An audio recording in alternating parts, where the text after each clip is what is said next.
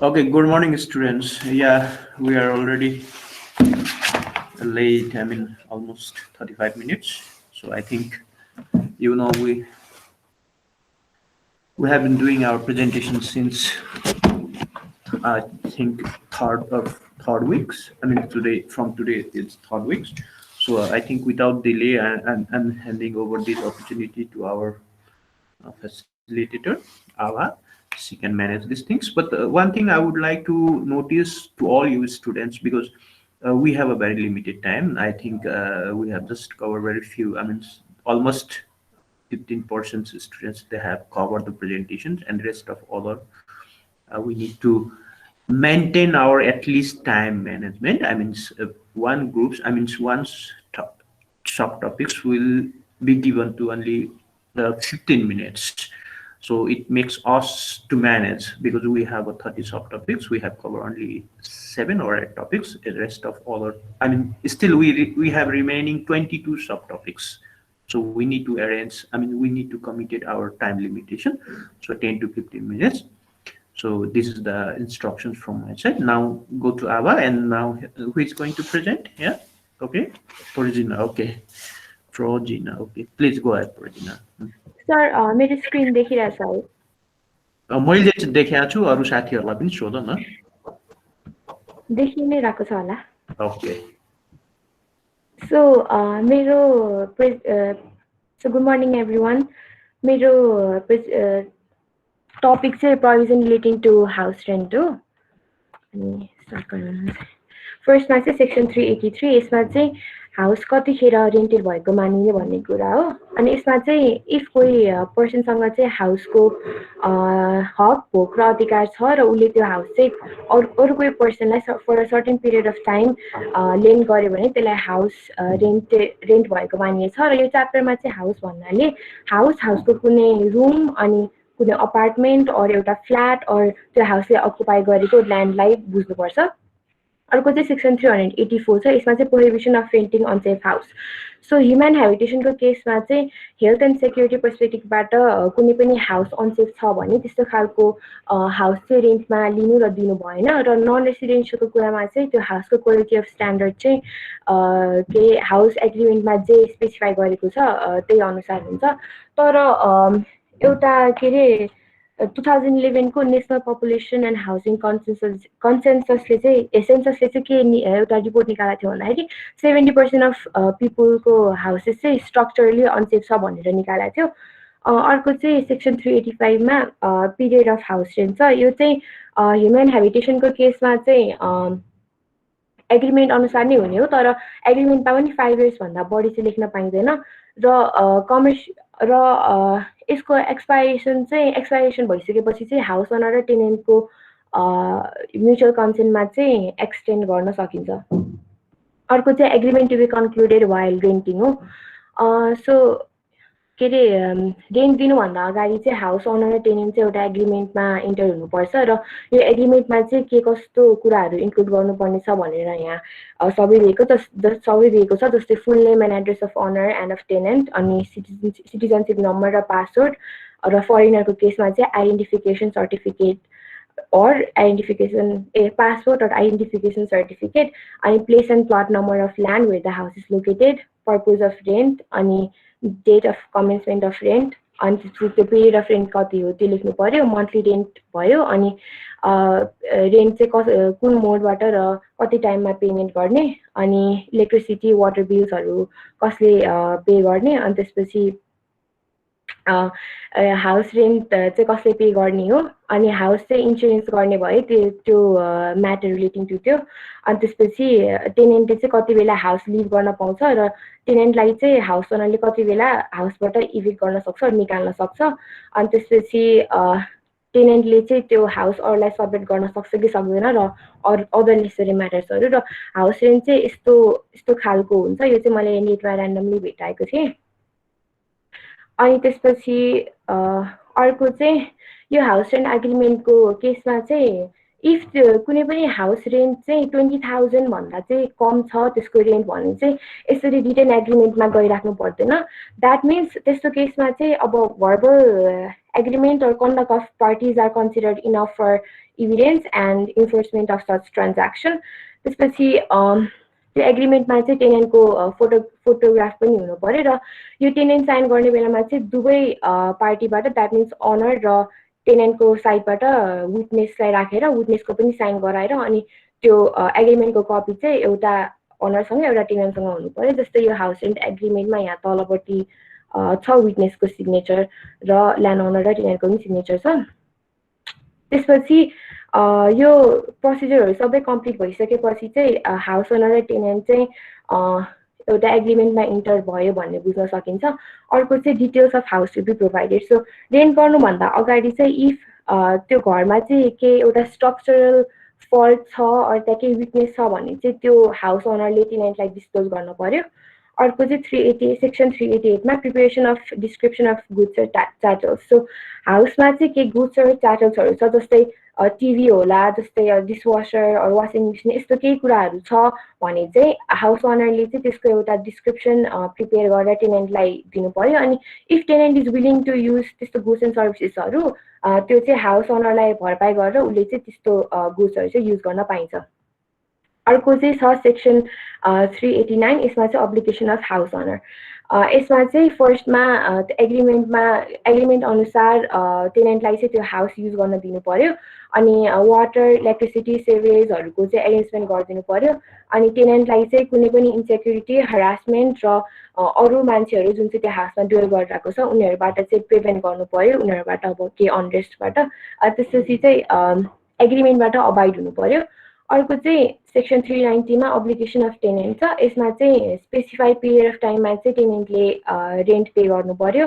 अनि त्यसपछि घरलाई त्यो हाउसलाई चाहिँ प्रोटेक्ट गर्नु पर्यो र सेनिटेसन मेन्टेन गर्नु पर्यो एज इफ त्यो घर चाहिँ उसकै जस्तै के अरे as if it's his her own house त्यसपछि अर्को चाहिँ त्यो हाउसको सेक्युरिटीलाई ट्रिगर गर्ने अर हरासमेन्ट गर्ने अनि त्यो हाउसमा डुवेल गरेको अरू मेम्बर्सहरूलाई चाहिँ डिस्टर्बेन्स पुर्याउने केही पनि काम गर्नु भएन र लास्टमा चाहिँ एग्रिमेन्टबाट अबाइड हुनु पर्यो अर्को चाहिँ सेक्सन 391 छ यसमा चाहिँ mode and procedure of payment of rent यो चाहिँ इफ एग्रिमेन्टमा यसको बारेमा केही दिएको छ भने त्यही अनुसार हुन्छ नत्र चाहिँ टेनेन्टले चाहिँ इच मन्थको एक्सपायरीको 7 डेज भित्रमा चाहिँ हाउस रेन्ट तिर्नुपर्छ र त्यो चाहिँ लाइक चेक अर क्यास जुनबाट पनि पे गर्न सकिन्छ र इफ टेनेन्टले चाहिँ क्यासबाट पे गर्छ भने हाउस ओनरले चाहिँ टेनेन्टलाई एउटा रिसिप्ट दिनुपर्छ अर्को चाहिँ obligation to pay tax and other charge so यो पनि अब in accordance with the agreement नै हुने हो तर एग्रिमेन्टमा चाहिँ केही पनि लेखेको छैन भने चाहिँ यो अब्लिगेसन चाहिँ हाउस ओनरको हुन्छ अनि यो अब्लिगेसन चाहिँ अब हाउस ओनरले अब के भएर टाइममा पे गर्न सकेन भने चाहिँ टेनेन्टले पनि पे गर्न सकिन्छ तर पछि चाहिँ जति पैसा उसले यो ट्याक्सहरू पे गर्नमा खर्च गरेको छ त्यो चाहिँ पछि हाउस रेन्टमा उसले डिडक्ट गर्न सकिन्छ अर्को चाहिँ सेक्सन 393 छ यसमा चाहिँ insurance to be procured so यो चाहिँ स्पेसिफिकली त्यो इन्डस्ट्रियल अर बिजनेस पर्पजको लागि जुन हाउस रेन्ट गर्छ त्यो टेनेन्टहरूको लागि चाहिँ हो यो चाहिँ उनीहरूले चाहिँ त्यो हाउस इन्सुरेन्स गर्नुपर्छ भनेर दिएको छ अनि यो बिजनेस र इन्डस्ट्रियल पर्पज भन्नाले कुनै पनि एउटा इन्डस्ट्रीको अपरेसन होस् वा बिजनेस अर ट्रेड खोल्ने होस् अथवा एउटा अर दुईटा like one or more departmental store होस् त्यस्तोहरूलाई चाहिँ इन्डस्ट्रियल र बिजनेस पर्पज भनेर दिएको छ अनि अर्को चाहिँ यसरी टेनेन्टले चाहिँ त्यो हाउसको इन्सुरेन्स गरेन अनि पछि चाहिँ केही डिजास्टर अर केही रियट्स अर फायरले चाहिँ त्यो हाउस डिस्ट्रोय भयो भने चाहिँ टेनेन्ट चाहिँ लायबल हुन्छ त्यस्तो केसमा फर द ड्यामेज अर्को चाहिँ छ सेक्सन 394 मा repair and maintenance of house rented so एग्रिमेन्टमा केही पनि लेखेको छैन एग्रिमेन्टको अनुसार हुने हो तर अब केही पनि लेखेको छैन भने चाहिँ यो यसको अब्लिगेसन चाहिँ के अरे टेनेन्टको हुन्छ अनि तर इफ एग्रिमेन्ट अनुसार चाहिँ हाउस ओनरको हुन्छ यो अब्लिगेसन भनेर दिएको छ भने यो चाहिँ हाउस ओनरको अब्लिगेसन हुन्छ र यस्तो केसमा चाहिँ त्यसमा अरू त्यति केही छ त्यस्तो कुराहरू जुन चाहिँ रिपेयर र मेन्टेन गर्नुपर्ने छ भने चाहिँ टेनेन्टले हाउस ओनरलाई एउटा रिटन नोटिस चाहिँ दिनुपर्छ अनि इफ हाउस ओनरले चाहिँ यस्तो रिपेयर र मेन्टेन गर्न सकेन भने चाहिँ टेनेन्टले पनि त्यस्तो रिपेयर र मेन्टेन गर्न सक्छ तर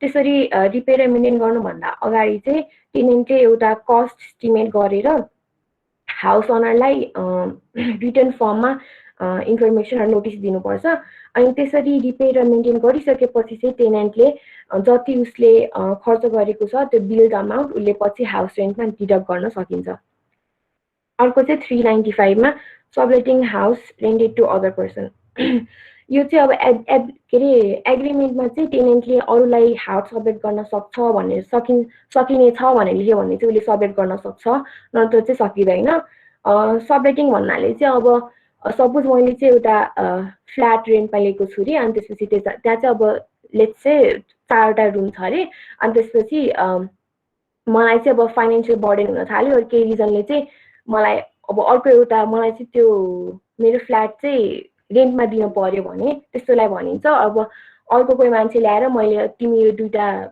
रुम युज गर म यो 2टा रुम युज गर्छु अर यो फ्ल्याट नै हामी मिलेर युज गरौँ भनेर त्यसरी ल्यायो भने चाहिँ सबलेटिङ भन्छ र अर्को मान्छे जुन मैले ल्याएको छु त्यसलाई चाहिँ सब टेनेन्ट भन्छ अनि त्यसरी सब टेनेन्ट ल्याइसकेपछि पछिको 15 डेज भित्रमा चाहिँ त्यो सब टेनेन्टको नेम र एड्रेस चाहिँ हाउस ओनरलाई दिनुपर्छ रिटर्न फर्ममा अनि त्यसपछि त्यस्तो सब टेनेन्टले चाहिँ त्यो हाउसको रेन्ट चाहिँ टेनेन्टलाई पे गर्छ नट द ल्यान्ड ओनर तर टेनेन्टलाई पे गर्नुपर्छ अनि जुन टर्म्स एन्ड कन्डिसनबाट चाहिँ टेनेन्ट अबाइड हुन्छ त्यो टर्म्स एन्ड कन्डिसनबाट चाहिँ त्यो सब टेनेन्ट पनि अबाइड हुनुपर्छ अनि त्यसपछि इफ त्यो सब टेनेन्टले चाहिँ आफ्नो अब्लिगेसन फुलफिल गरेन अर त्यो एग्रिमेन्ट अर टर्म्स अर कन्डिसनसँग कन्ट्राडिक्ट हुने केही काम गर्यो भने चाहिँ टेनेन्टले उसलाई इभिक्ट पनि गर्न सकिन्छ अर्को चाहिँ सेक्सन 396 छ यसमा चाहिँ prohibition of altering structure without consent so house ओनरको रिटन कन्सेन्ट बिना the tenant shall not demolish, remove or disorder any structure of or add any structure to the rented house भनेर थर्ड प्रोभिजन अनि if त्यो टेनेन्टले चाहिँ house ओनरको written consent बिना यसरी केही अल्टर गर्यो र त्यसले केही लस भयो घरमा भने चाहिँ house owner is entitled to recover compensation अर्को चाहिँ सेक्सन 397 छ यसमा चाहिँ prohibition of using house contrary to agreement यसमा चाहिँ टेनेन्टले जुन पर्पजको लागि त्यो हाउस रेन्ट गरेको हो त्यो पर्पज बाहेक अरू पर्पजको लागि चाहिँ त्यो रेन्टेड हाउस युज गर्न हुँदैन अर्को चाहिँ 398 सेक्सनमा अल्टरेसन इन एग्रिमेन्ट सो पछि गएर त्यो एग्रिमेन्टमा केही अल्टर गर्नुपर्ने भयो भने हाउस ओनर र टेनेन्टको म्युचुअल कन्सेप्टमा त्यसरी अल्टर गर्न सकिन्छ तर इफ त्यो एग्रिमेन्ट चाहिँ रेजिस्टर्ड छ भने फर्स्टमा चाहिँ त्यो कन्सर्न बडीमा एप्लिकेसन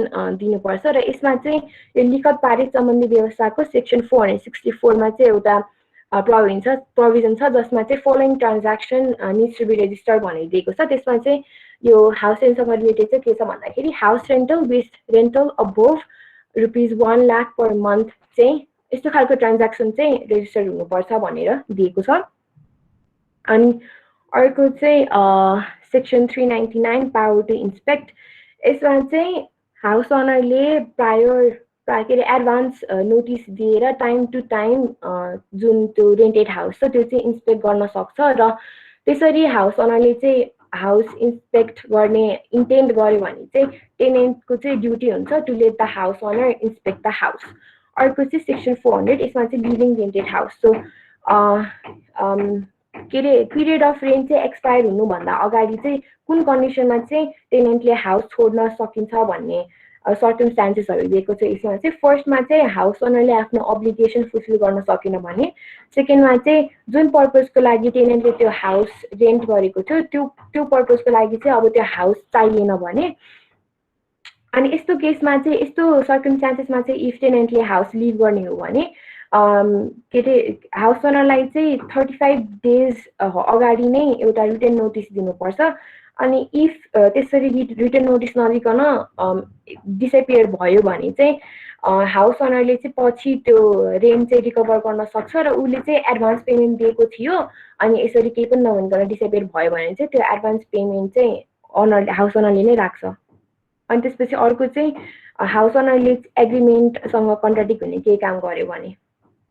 अर्को चाहिँ छ सेक्सन 401 मा पावर टु इभिक्ट टेनेन्ट। सो कुन सर्कमस्टान्सेसमा चाहिँ हाउस ओनरले टेनेन्टलाई घरबाट निकाल्न सकिन्छ।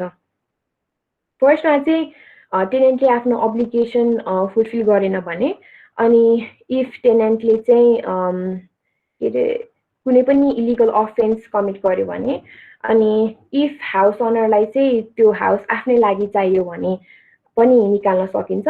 अनि त्यसपछि अर्को चाहिँ इफ त्यो हाउस चाहिँ रिपेयर र मेन्टेन गर्नु पर्यो भने अनि त्यो रेन्टेड हाउस चाहिँ ह्युमन हेबिटेसनको लागि सेफ सुटेबल भएन भने अनि पिरियड अफ हाउस रेन्ट चाहिँ एक्सपायर भयो भने टेनेन्टले चाहिँ एग्रिमेन्टसँग कन्ट्राडिक्ट हुने केही काम गर्यो भने र if there exist the circumstances under subsection 5 of section 9395 भनेको छ। यो सबसेक्सन 5 मा चाहिँ त्यही सबटेनेन्टले आफ्नो अब्लिगेसन पुरा गरेन अर टर्म्स र कन्डिसनबाट अबाइड भएन भन्ने कुरा हो। सो यसमा चाहिँ यो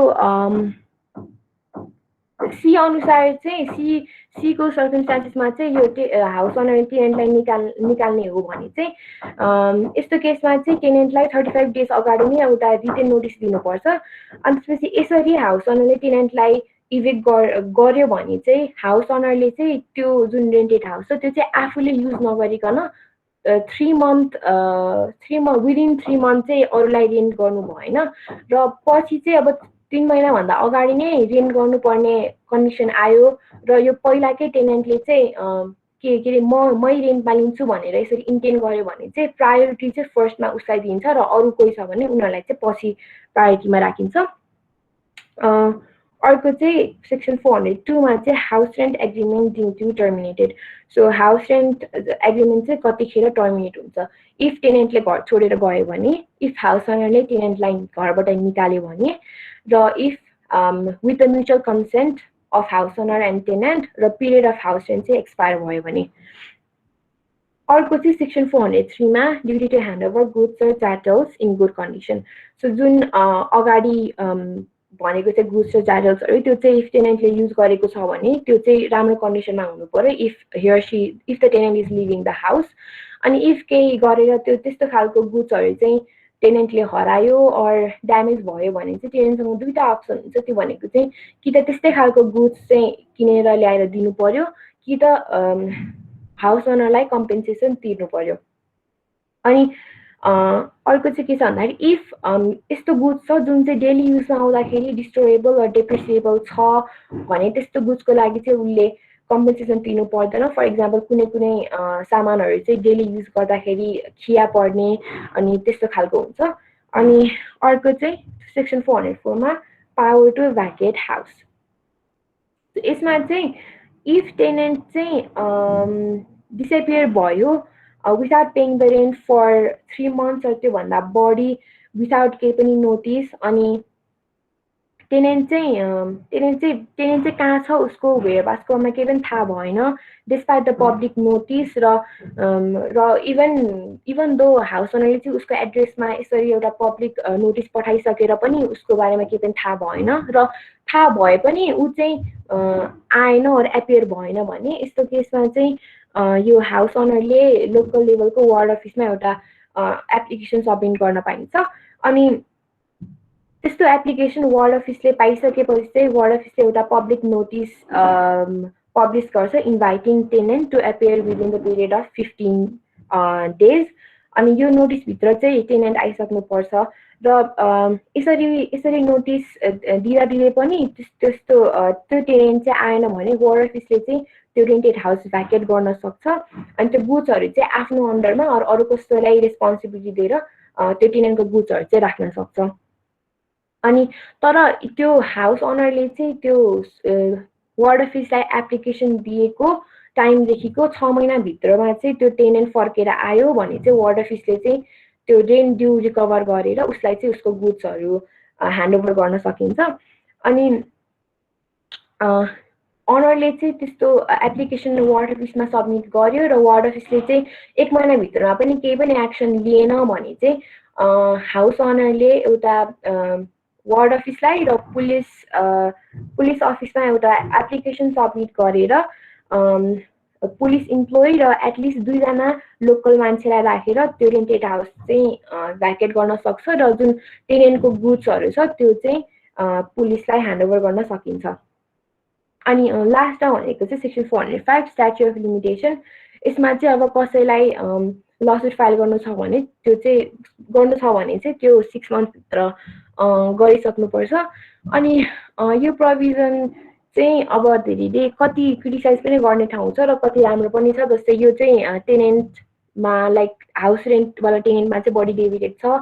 अनि टेनेन्टलाई चाहिँ हरासमेन्टबाट प्रोटेक्ट गर्नुपर्छ भनेर लेखेको छ। तर अर्को के भन्छ भन्दाखेरि त्यो टेनेन्ट जसले चाहिँ इन्डस्ट्रियल अर बिजनेस पर्पजको लागि हाउस रेन्ट गरेको छ उनीहरूको यस्तो केसमा चाहिँ त्यसरी एक्सप्लिसिटली केही पनि प्रोभिजन दिएको छैन except for the insurance one. त्यसैले यसमा पनि राम्रोसँग एउटा प्रोभिजनहरू हुनु पर्यो भनेर नि क्रिटिसाइज गरेको छ।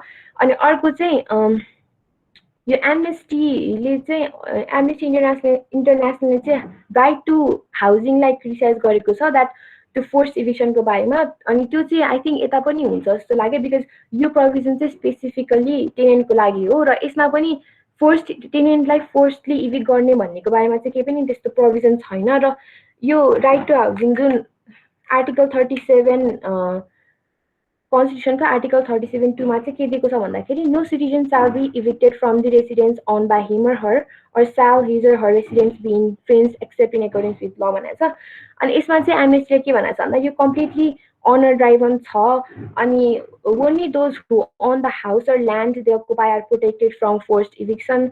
र अरू चाहिँ यो लिजमा लिनेहरू टेनेन्टहरूलाई चाहिँ त्यसरी प्रोटेक्ट गरेको छैन भनेर क्रिटिसाइज गरेको छ। अनि यो प्रोभिजनमा पनि फोर्स इभिक्सनको केही पनि कुरा गरेको छैन। अब यसको फर इक्जाम्पल लिनु पर्दाखेरि लकडाउनमा पनि हाम्रो रिस्पेक्टेड हेल्थ वर्कर्सहरूलाई चाहिँ धेरै जस्तो हाउस अनरहरूले फोर्सली इभिक्ट गर्नुभएको थियो होइन।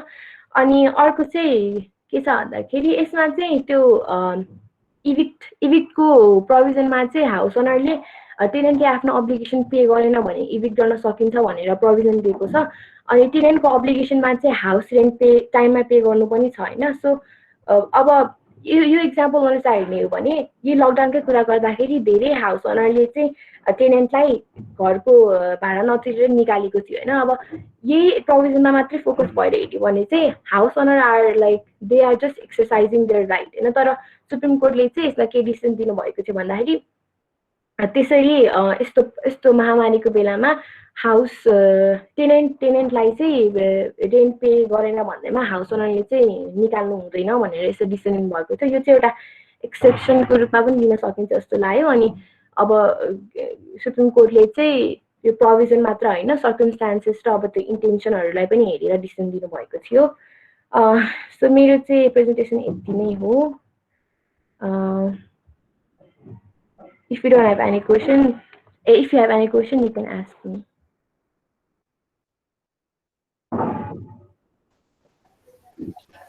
Now, students, Prajna, she already offered you. If you have any questions, then you can ask to her regarding the house rent provision in Nepal.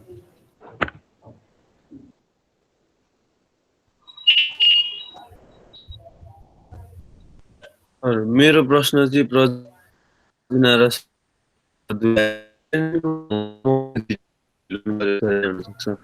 यो स्कुलहरूलाई यो भाडामा दिने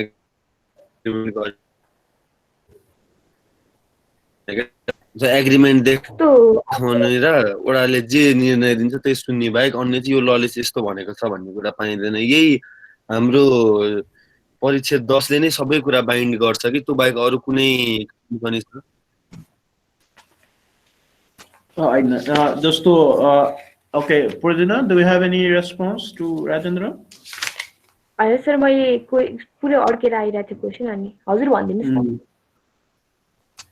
होइन यो कस्तो छ भने before I am going to specifically response here Rajendra's answer, घर बाल सम्बन्धी व्यवस्था, it was, I mean, it is the first introduction in our country's laws.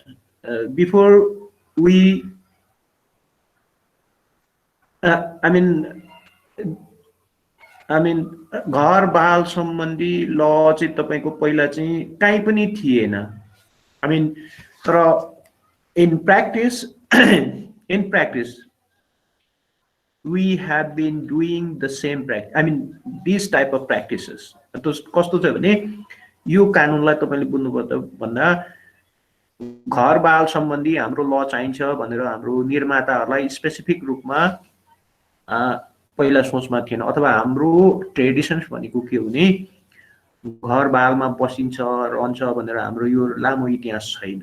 We don't have long history to develop these type of laws. But at present, the growing of cities and migrations, it has been raising day by day. Therefore, now state realized, lawmakers realize they need to introduce house renting provisions in our country. तपाईको के भने पहिला पनि स्थानीय निकायहरूले control गर्थ्यो अथवा तपाईको अब यो अहिले पनि हाम्रो घर बालको तपाईको एक्सेप्ट कमर्शियल प्रपोजेस, म राजेन्द्र भाइकोमा आउँछु. अहिले पनि कोठा घर बाल तपाई फ्ल्याटमा बस्नुभयो, रुममा बस्नुभयो, 90%, more than 90%, we can keep continue by our oral agreement. मैले चाहिँ त्यो जेनरल एक्सेप्सन कमर्शियल बाहेक भने है, तपाई बालमा बस्नुभयो अहिले पनि, if you look at in our situation, probably you are very aware, घर बालमा बस्ने र घरवाला बीचमा रिटर्न फर्ममा एग्रीमेन्ट भएको भन्ने कुरो चाहिँ मोर देन 95%. 15,000 दिने हुन्छ, 5,000 दिने हुन्छ. This type of practices we have prevailed in our city areas. तर अब यो के भने यो ल इन्ट्रोड्युस भएर कति मोनिटरिङ गर्नु सक्छ, कति इम्प्लिमेन्ट गर्नु सक्छ. अब यो भन्दा धेरै राम्रो तरिकाले पनि तपाईको इभ्याकुएसन्सको, रिलिफ पोर्टको, सुप्रिम कोर्टको डिसिजन्सहरु सबै कम्पेल गर्दाखेरि तपाईको यो भन्दा बेटर भएर हाम्रो प्र्याक्टिस पनि गरिराखेको छौं. तर एउटा के हो भने मैले तपाईलाई सारांशमा भन्नुपर्दा because of our time constraints, यो रेन्टको कन्सेप्ट भनेको चाहिँ हाम्रो यो लामो इतिहास छैन. एउटा कुरो यो भन्दा पहिला हाम्रो कुनै पनि स्पेसिफिक लले घर बाल सम्बन्धीको यसरी व्यवस्था गरेको थिएन. बाल सम्बन्धी करार, सम्झौता यो भित्रहरुमा एउटा घर बाल लिने दिने हुन्थ्यो. तर specifically when you look at in our these new civil code, then you can see there is a one chapter घर बाल लिने सम्बन्धी व्यवस्था, जुन चाहिँ कि this is also part of property in our context. अब यी कुरोहरु चाहिँ तपाईको यो इन्फोर्समेन्ट चाहिँ ल आउनु भन्दा पहिल्यैदेखि थियो, तर आज पनि त्यो छ. तर स्टिल घरबाल न स्थानीय निकायको एउटा फर्मेट छ, न नेपाल सरकारले जारी गरेको एउटा फर्मेट छ, न त तपाईको घरवाला र टेनेन्टको बीचमा यो गर्छन्. But we have keep continue this type of house rents with our oral agreement. त्यो छ. अब राजन भाइले भने जस्तो स्कुल्सहरुलाई अब एटलिस्ट तपाईको कमर्शियल पर्पजको लागि यसले तपाईको त्यो 300 यो तपाईको 300 उलाई हेर्नु भयो भने 384 लाई हेर्नु भयो भने असुरक्षित घर बालमा दिनु लिनु नहुने, अनि तपाईको 86 लाई 85 लाई हेर्नु हो भने अब ल्यान्डको अचल सम्पत्तिको बाल सम्बन्धी छुट्टै व्यवस्था छ. तपाईले अचल सम्पत्ति जस्तो राजेन्द्र भाइको अब बिल्डिङहरु सबै कन्स्ट्रक्सन गरेर बाल दिएको भने घर बालमा पर्यो. नभए तपाईको यहाँ हाम्रो के छ भने सम्पत्तिमा अचल सम्पत्ति बन्दकी सम्बन्धी, अचल सम्पत्ति हक सम्बन्धी लिखत पारित गर्नुपर्ने यो तपाईको छ नि. अचल सम्पत्ति यहाँ छ, तपाई कसको भागमा छ अचल सम्पत्तिको बन्दकी सम्बन्धी व्यवस्था, अचल सम्पत्तिको बन्दकी. अब यो बन्दकी र बाल अलिक फरक हो. अब बन्दकीहरु थुप्रै प्रकारका हुन्छन्, तर ल्यान्ड लिज पनि तपाईको एउटा अब यो घर बालमा पर्छ कि पर्दैन भन्ने कुरा हाम्रो व्याख्यामा छैन. घर भनिसकेपछि एटलिस्ट मोडल अफ हाउस चाहिँ हुनु पर्यो. तपाईको either RCC, either ta-ra, either के तर ल्यान्ड लिज चाहिँ यसले कभर गरेन। अब स्कुलको सन्दर्भमा अब हाम्रोमा चाहिँ बाई प्र्याक्टिसै कुरो गर्ने हो भने धेरै स्कुल्सहरूको आफ्नो ल्यान्ड छैन, अब उनीहरू रेन्टमै चलाउँछन्। अब उनीहरूले चाहिँ घरधनीसँग 10 वर्ष 15 वर्ष अब त्यो गरेर फेरि रिन्यू गर्छन्। अब यसमा त नर्मल्ली हाम्रो बाई प्र्याक्टिस, हाम्रो ल भन्दा पनि by practice our law has recognize their agreement because you know about the contract. I mean, contract is also enforceable between two parties or more than two parties. Therefore, our law has recognized such type of agreement. अब त्यो तपाईँको नि घर बाल चाहिँ तपाईँको अब एकदम स्पेसिफिक भएर तपाईँ हामीले बुझ्नु पर्यो। घर बालमा लिजी र तपाईँको ओनरको बिचमा टेनेन्ट फेहरूले चाहिँ कसरी व्यवहार गर्नुपर्छ, अथवा तपाईँको एउटा ओनर्स र तपाईँको पोसेसनर्सको राइटको एउटा क्लियरिफिकेसन्स पनि हो यो तपाईँ हामी जुन सिद्धान्त हामी गर्छौँ।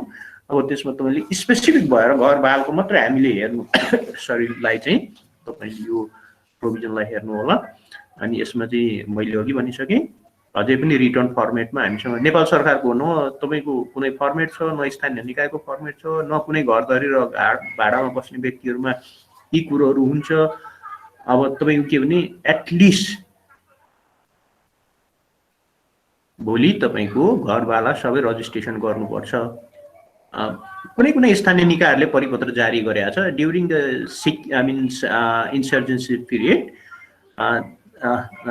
तपाईँलाई थाहा भएको होला, तपाईँको डिस्ट्रिक्ट अफिस पुलिस इन्स्टिट्युसन र तपाईँको स्थानीय निकायहरूले चाहिँ घरबालमा बस्ने व्यक्तिहरूको नागरिकता, फोटो, सङ्ख्या यी कुरोहरू चाहिँ मागेका थियो बिकज अफ सेक्युरिटी, को बस्छ कहाँ बस्छ भन्ने कुरोहरू। अब तपाईँको यो घरबालको कुरो एउटा ठुलो ल्याकिङ भनेको चाहिँ ट्याक्स मा पनि छ। अब स्थानीय निकायहरूले कसरी काम गर्छ, large amount of money the house owners they gain they acquire without paying tax. तर कन्ट्र्याक्ट गर्नु पर्यो ऊ पर्यो भने त आफ्नो होला। अब तपाईँको लाखौँ रुपियाँ ट्याक्स तपाईँको घरबालबाट उठाउने व्यक्तिले प्रोबेबली हाम्रो तपाईँको 2 रुपियाँ पनि ट्याक्स तिर्दैन, त्यस्तो पनि छ अब हाम्रो कन्ट्रीमा।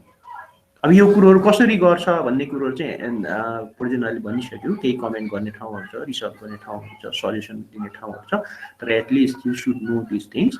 There are many setbacks with यहाँनिर धेरै उयोहरू छन्।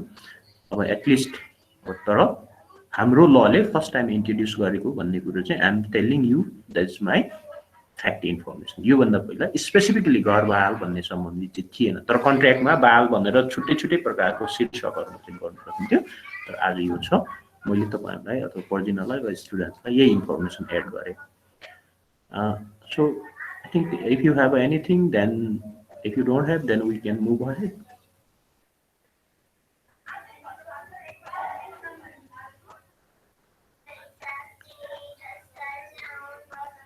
Parjina, do you want to add anything very shortly?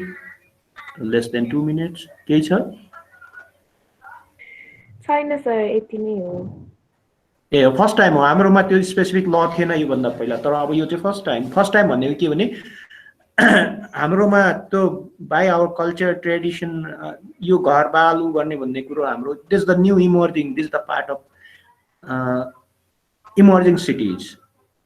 अब यो तपाईँको अब घट्नेवाला छैन। अब त्यसलाई स्टेटले कसरी म्यानेज गर्दै लान्छ त्यसमा चाहिँ we need to be update.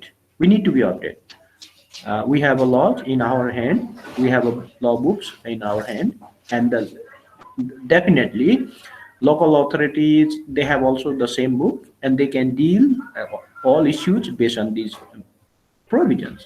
उनीहरूले पनि योभन्दा बाहिर जान सक्दैन, उनीहरूले पनि यही भित्रबाट निकाल्ने गर्छ। अब यो स्थानीय निकायहरूमा पनि यो बुकहरू छ भन्ने चाहिँ मलाई लाग्छ when they are going to deal। अब कन्ट्री साइडमा त स्टिल त्यो घरबालको कुरोहरू अझै पनि त्यस the to distance to far away, तर जहाँ जहाँ सिटी एरिया छ अब त्यसमा चाहिँ मलाई लाग्छ अब यो एउटा लोकल अथोरिटिजहरूको चाहिँ तपाईँको एउटा रेभिन्यू कलेक्सन्स पनि एउटा पार्ट हो। उनीहरू त्यो पक्कै पनि हेरेको होला, हेर्दै पनि होला, तर छ पनि। तर कन्ट्री साइडमा still this is too far. घरबाल दिने भन्ने कुरोहरू डिस्टेन्स एरियामा, रिमोट एरियामा यो सम्भव छैन, तर सिटी एरियाहरूमा चाहिँ अब यसलाई म्यानेज गर्छौँ होला। This is my information to all of you.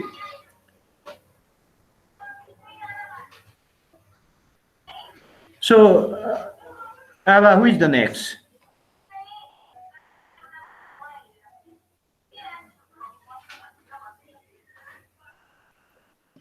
The next presenters are Shashwat and Sneha. Okay. Shashwat Bosant. Okay.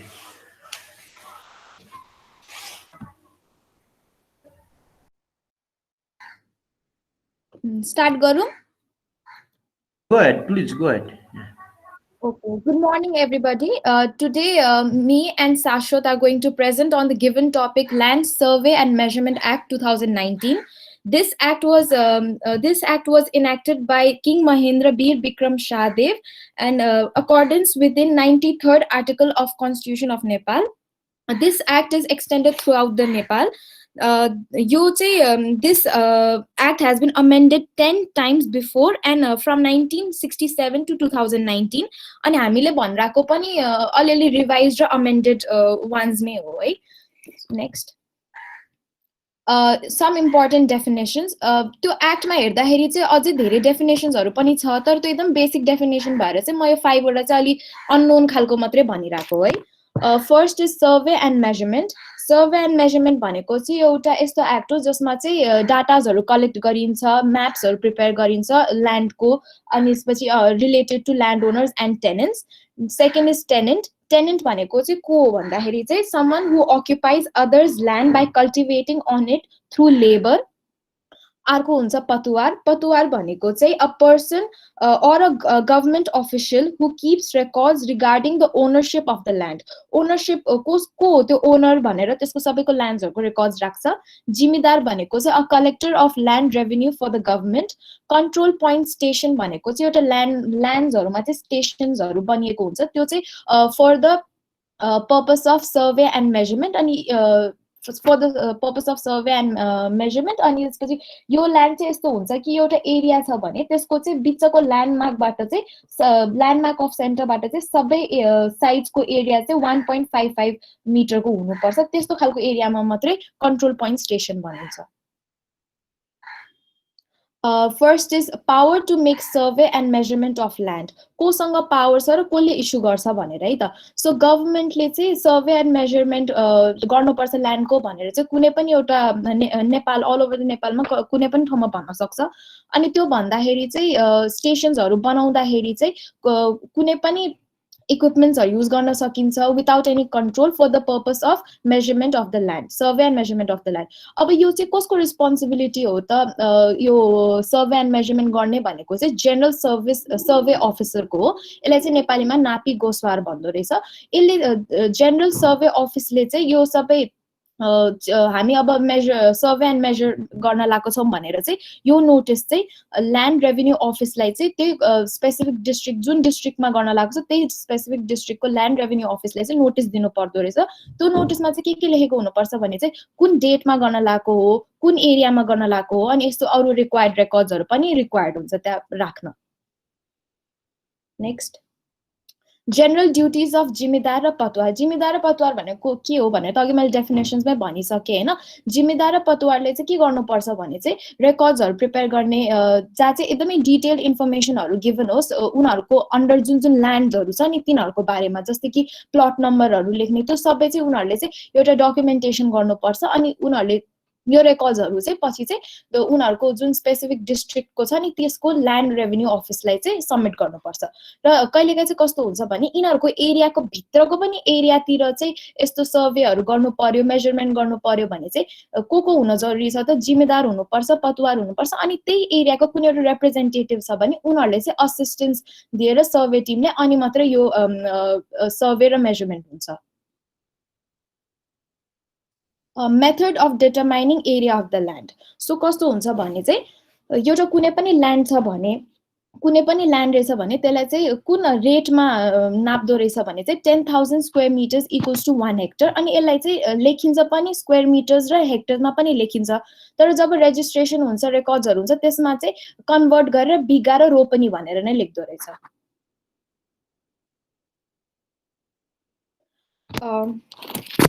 to give notice and commence operation after entering into the land.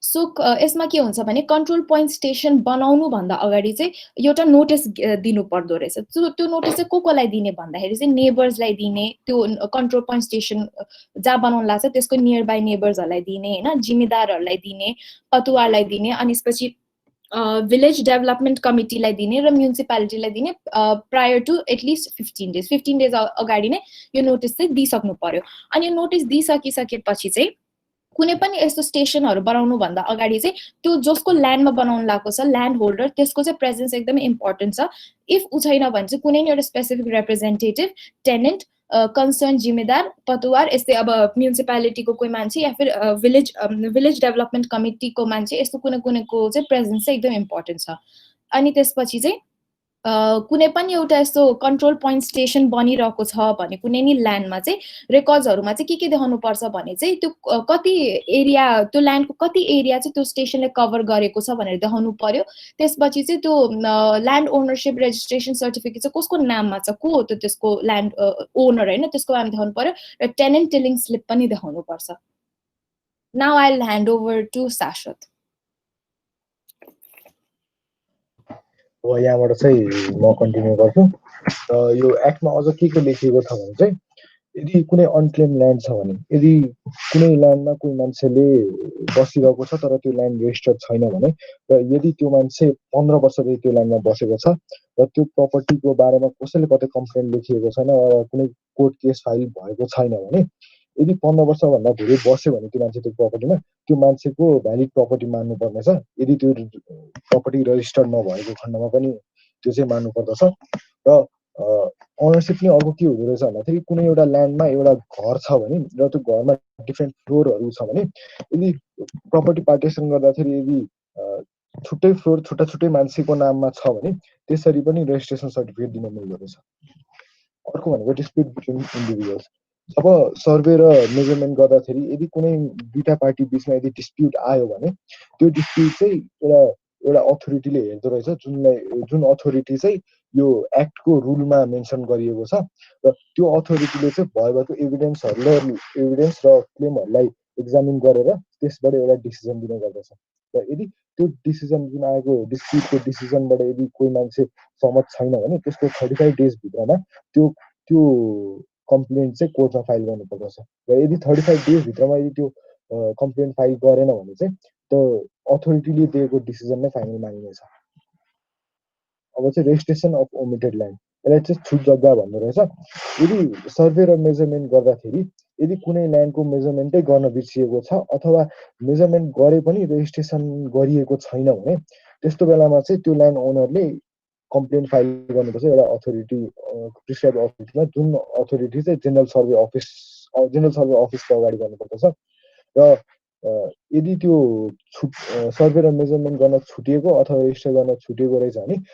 त्यो ownership registration certificate बाँडेको 60 days भित्रमा त्यो application चाहिँ बुझाउनु पर्दछ general survey अफिसलाई यदि 60 days भित्रमा नबुझाएको खण्डमा त्यो ल्यान्ड चाहिँ गभर्नमेन्टको अथवा पब्लिक ल्यान्ड भनेर मानिनेछ ल्यान्ड इन्क्रोचमेन्ट अब चाहिँ के छ भन्दाखेरि यदि कुनै ल्यान्ड चाहिँ मेजर र सर्वे गर्दाखेरि पब्लिक ल्यान्ड भनेर चाहिँ खुलेको छ तर त्यसलाई चाहिँ प्राइभेट कोही मान्छेले भोगचलन गर्दै आएको छ भने पछि रेजिस्टर गर्दाखेरि त्यो पर्सनले आफ्नो प्राइभेट ल्यान्ड हो मैले यति टाइमदेखि युज गर्दै आएको छु भनेर क्लेम गर्न पाउँदैन पछि सर्वे र मेजर गर्दाखेरि त्यो ल्यान्डलाई पब्लिक ल्यान्डै भनेर रेजिस्टर गरिन्छ अब रेजिस्ट्रेसन सर्टिफिकेटहरू चाहिँ कसरी लिने ल्यान्डको रेजिस्ट्रेसन सर्टिफिकेट कसरी लिने भन्दाखेरि सुरुमा चाहिँ सर्वे र मेजरमेन्ट कम्प्लिट गर्नुपर्छ अनि त्यसपछि त्यसको रेजिस्ट्रेसन रेकर्डहरू प्रिपेयर गरेर पछि चाहिँ सर्वे अफिस जेनरल सर्वे अफिसले चाहिँ पछि एउटा रेजिस्ट्रेसन सर्टिफिकेट दिन्छ टु द ओनर्स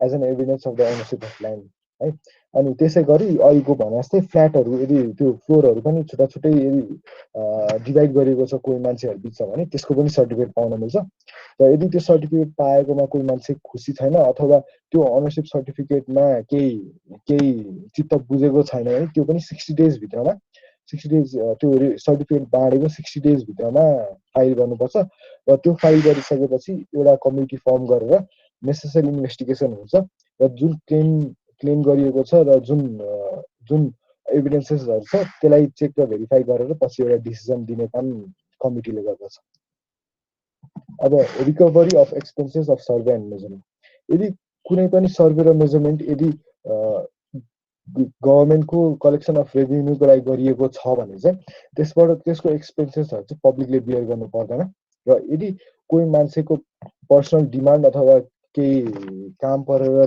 त्यो सर्वे र मेजरमेन्ट गर्नु परेको रहेछ भने चाहिँ त्यसको फुल एक्सपेन्सेस चाहिँ त्यही मान्छेले बियर गर्नुपर्दछ। अब कन्ट्रोल पोइन्ट स्टेसन चाहिँ जुन जग्गाको सर्वे र मेजरमेन्ट गर्नुपर्ने हो त्यही जग्गामा बिल्ड हुन्छ र त्यो बिल्ड हुँदाखेरिमा त्यो ल्यान्ड ओनरलाई त्यसको कम्पन्सेसन चाहिँ पे गर्नुपर्छ। र जब यो बिल्ड भइसकेपछि र कम्पन्सेसन पे गर्ने कुरा भइसकेपछि त्यसको प्रोटेक्ट गर्ने र सेफगार्ड गर्ने काम चाहिँ त्यहीँको ल्यान्ड होल्डर अथवा टेनेन्ट जो छ त्यो ल्यान्डमा जसले अकुपाई गरिरहेको छ त्यो मान्छेले त्यसको रेखदेख गर्नुपर्छ। यदि कुनै ड्यामेज अथवा केही लस भएछ भने त्यो चाहिँ ल्यान्ड होल्डर नै लायबल हुन्छ त्यसको लागि। अब यदि कुनै पनि यो एक्टको अगेन्स्टमा कुनै पनि काम गरिएको छ अथवा सर्वे अफिसले कुनै पनि रङ काम गरेको छ भने चाहिँ गभर्मेन्ट अफ नेपाललाई चाहिँ एउटा कमिटी फर्म गर्ने अथोरिटी छ र त्यो कमिटीले चाहिँ त्यो प्रब्लमलाई हेर्ने र त्यसलाई सल्भ गर्ने काम गर्दछ र त्यो कमिटीको फङ्सन ड्युटिज र पावरहरू चाहिँ त्यही बेलामा फर्म गर्ने बेलामा गभर्मेन्ट अफ नेपालले एक्सप्रेसली खुलाइदिनु पर्दछ। अब यो एक्टको विपरीत कामहरू गरेमा पेनाल्टिजहरू के लाग्छ भनेको छ। यो चाहिँ कुनै चाहिँ पुरानै छ भने कुनै चाहिँ अमेन्ड भएर आएको छ। यदि कुनै मान्छेले सर्वे र मेजरमेन्ट गर्नमा अथवा कन्ट्रोल पोइन्ट स्टेसन राख्नमा यदि बाधा पुऱ्याउँछ भने फर्स्ट टाइममा चाहिँ 50 रुपिस, सेकेन्ड टाइममा 50देखि 100 रुपिस र थर्ड टाइममा चाहिँ 100देखि 500 रुपिससम्म र 6 मन्थ इम्प्रिजनमेन्टको पनिसमेन्ट लेखिएको छ। र कोही मान्छेले पनि यदि इल इन्टेन्सनका साथ कुनै कम्प्लेन फाइल गरेको छ भने चाहिँ त्यसलाई पनि ₹100देखि 500सम्म पेनाल्टी फाइन गर्ने प्रोभिजन छ। र यदि जिम्मेदार र पटुवारी जो गभर्मेन्ट अफिसरहरू हुन् उनीहरूले यदि त्यो रेकर्डहरू प्रिपेयर र सबमिट गरेनन् टाइम लिमिट भित्रमा भने तिनीहरूलाई पनि RS 300देखि 500सम्म फाइन गरिने भनिएको छ। र जब त्यो सर्वे र मेजरमेन्ट भइरहेको बेलामा यदि जिम्मेदार र पटुवार कोही एब्सेन्ट भए र तिनीहरूको कोही पनि रिप्रेजेन्टेटिभ यदि फिल्डमा छैनन् भने हरेक दिनको RS 500ले पेनाल्टी लाग्नेछ।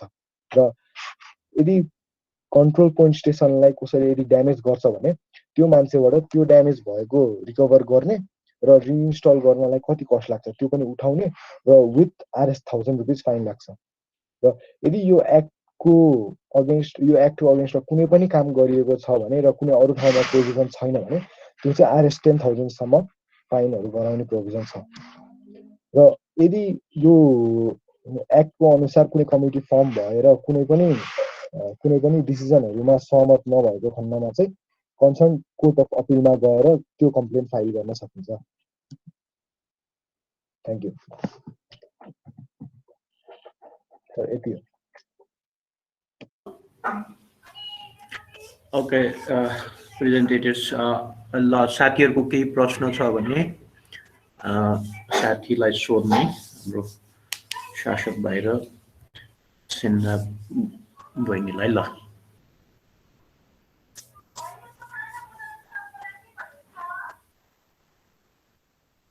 अथवा जग्गा नापजाँच ऐन 2019 को जुन व्यवस्था छ डेफिनेटली हामी ल्यान्डको बारेमा चाहिँ धेरै सुन्छौँ तर हाम्रोमा ल कस्तो छ भन्ने कुरो चाहिँ हामी धेरैलाई थाहा नहुन सक्छ। भनिसक्यो 10 पटक त यसलाई एमेन्डमेन्ट गरेर हामीले 19 सालदेखि आजसम्म निरन्तर गरेका छौँ।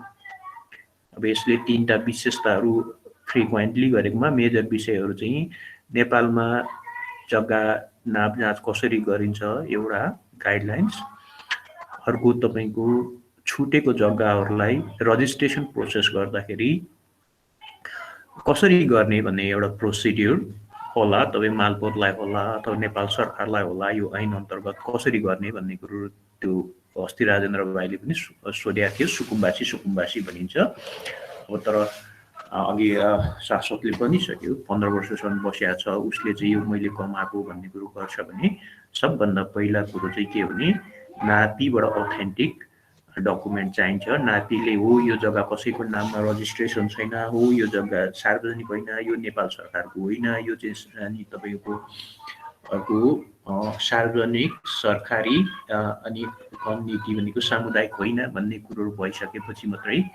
रजिस्ट्रेसन प्रोसेस हुने भयो र तेस्रो इम्पोर्टेन्ट थिङ्स भनेको चाहिँ शाश्वतले भन्यो तपाईले कसैले त्यसरी म्यानिपुलेट गरेर सार्वजनिक सामूहिक सरकारी जग्गा दर्ता गर्यो भने त्यसलाई उजुर गर्ने ओमिट गर्ने त्यो प्रोभिजनहरू हुन्छ त्यहाँनिर त्यो जति पनि छ यो 2019 सालको नेपालीमा जग्गा नाप जाँच ऐन यो कुरो चाहिँ हाम्रो बेसिक फाउन्डेसन हो यसैको आधारमा हामी ल्यान्डहरूको वर्गीकरण गर्छौँ ल्यान्डहरूलाई चाहिँ हाम्रो यो पुग्यो पुगेन भन्ने थाहा हुन्छ अथवा पहिला यो चाहिँ स्टेटले के गर्छ भने टुक्रा टुक्रा होइन कि एउटा पावर एउटा सेन्टर पोइन्ट बनाएर नाप्छ भन्ने कुरो भनिसकेको छ हाम्रो सिन्जा बहिनीले तपाईको अब नेपाल काठमाडौँको तपाईहरुलाई थाहा छ कि छैन काठमाडौँको सेन्टर पोइन्ट मैले अब तपाईहरुलाई भन्दा उपयुक्त नै हुन्छ त्यो ट्रमा सेन्टरको ठिक पूर्वपट्टिको त्यो बाटोको बीचलाई हाम्रो काठमाडौँको सेन्टर पोइन्ट मान्छ त्यो जुन एउटा मन्दिर छ trauma centre army hospital trauma centre र वीर हस्पिटल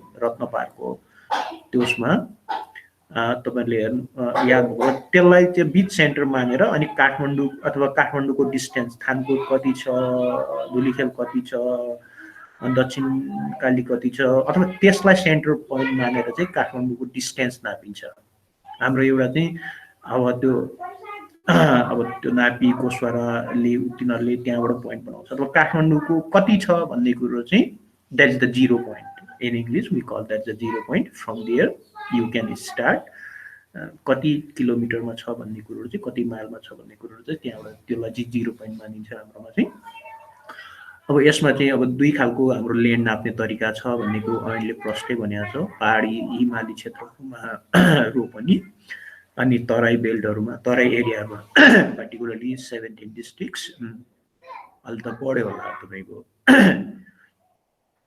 तपाईको पुरानो चाहिँ 17वटा जिल्लाहरूमा चाहिँ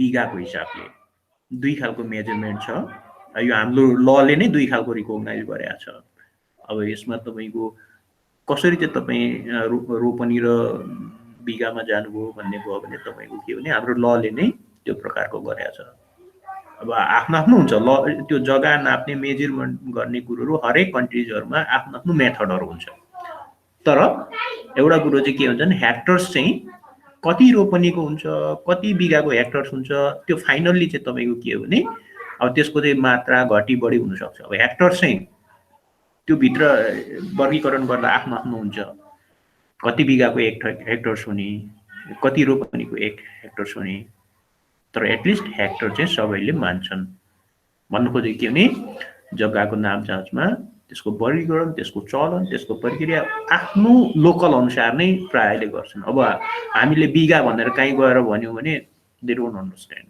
हामी रोपनी भन्यौ भने ती तपाईको दे डोन्ट अन्डरस्ट्यान्ड तर हामीले चाहिँ हाम्रो ल बमोजिम नै गर्नुपर्ने हुन्छ अब त्यसमा अब साइन्टिफिक वर्ल्ड वाइड रिकग्नाइज भएको चाहिँ तपाईको स्क्वायर फिट हो स्क्वायर मिटर चाहिँ हो अब तपाईको के भने हाम्रो रोपनी बिगाला तपाईले स्क्वायर फिटमा स्क्वायर मिटरमा ल्याएर कन्भर्ट गर्नुभयो भने then you can explain to other people है त्यो स्क्वायर मिटर स्क्वायर फिट चाहिँ त्यो ग्लोबली तपाईको जहाँ पनि तपाईले प्रेजेन्ट गर्न सक्नुहुन्छ यति रोपनी बराबर यति स्क्वायर फिट हुन्छ यति बराबर तपाईको यति बिगा बराबर यति स्क्वायर मिटर हुन्छ भन्ने कुरा चाहिँ यु क्यान एक्सप्लेन इट तर हाम्रोमा अहिले पनि लले चाहिँ स्क्वायर र वर्ग मिटरलाई गरेको छैन तर एटली लमा ऐनमा आएको छैन तर मालभरले चाहिँ अहिले तपाईको स्क्वायर फिट र स्क्वायर वर्ग मिटरलाई चाहिँ उनीहरूले बिस्तारै कन्भर्ट गर्दैछ बिकज त्यो लगियो भने चाहिँ अनि हाम्रो चाहिँ के हुन्छ भनेदेखि त्यो इन्टरनेसनल मापदण्डमा प्रवेश गर्छ अहिले तपाईहरुले नयाँ नयाँ लालपुर जाबर हेर्नु देख्नुहुन्छ तपाईको त्यो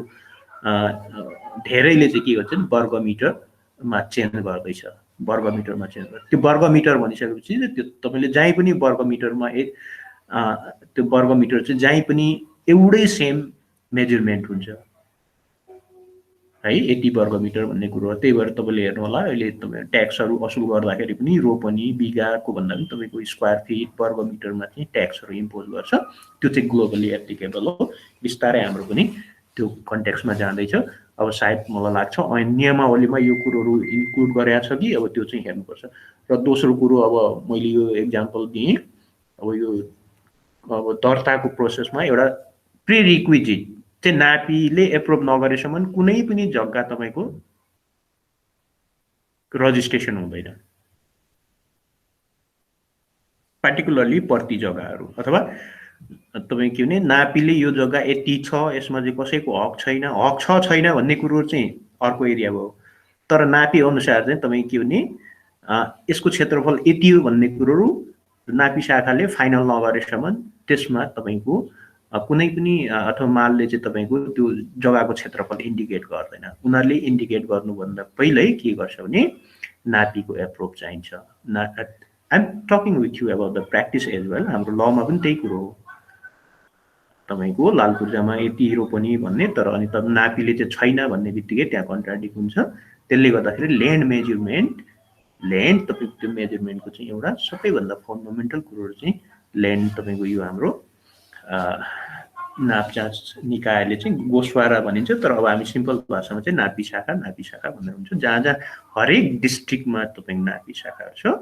अब तपाईँको बानेश्वरको त्यो सिभिल हस्पिटलको राइट साइडमा अथवा सिभिल हस्पिटल आउनुभन्दा पहिल्यै यताबाट जाँदाखेरि तपाईँहरूले देख्नुभएको होला, त्यहाँनिर नापी त्यो विभाग नै छ ठुलो।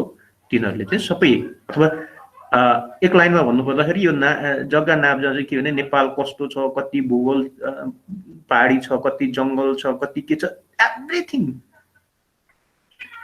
They have recorded it, they have recorded it. हामीले जस्तो तपाईँलाई मैले एक लाइनमा भनौँ, तपाईँ हामी जेनरल मान्छेले कति के छ नेपालको वस्तुस्थिति ल्यान्डको बारेमा उसको बारेमा भन्नुभयो भने त्यहाँ गयो भने उनीहरूले डिटेल तपाईँको के हुन्छ भने their main responsibility to maintain our geographical situation.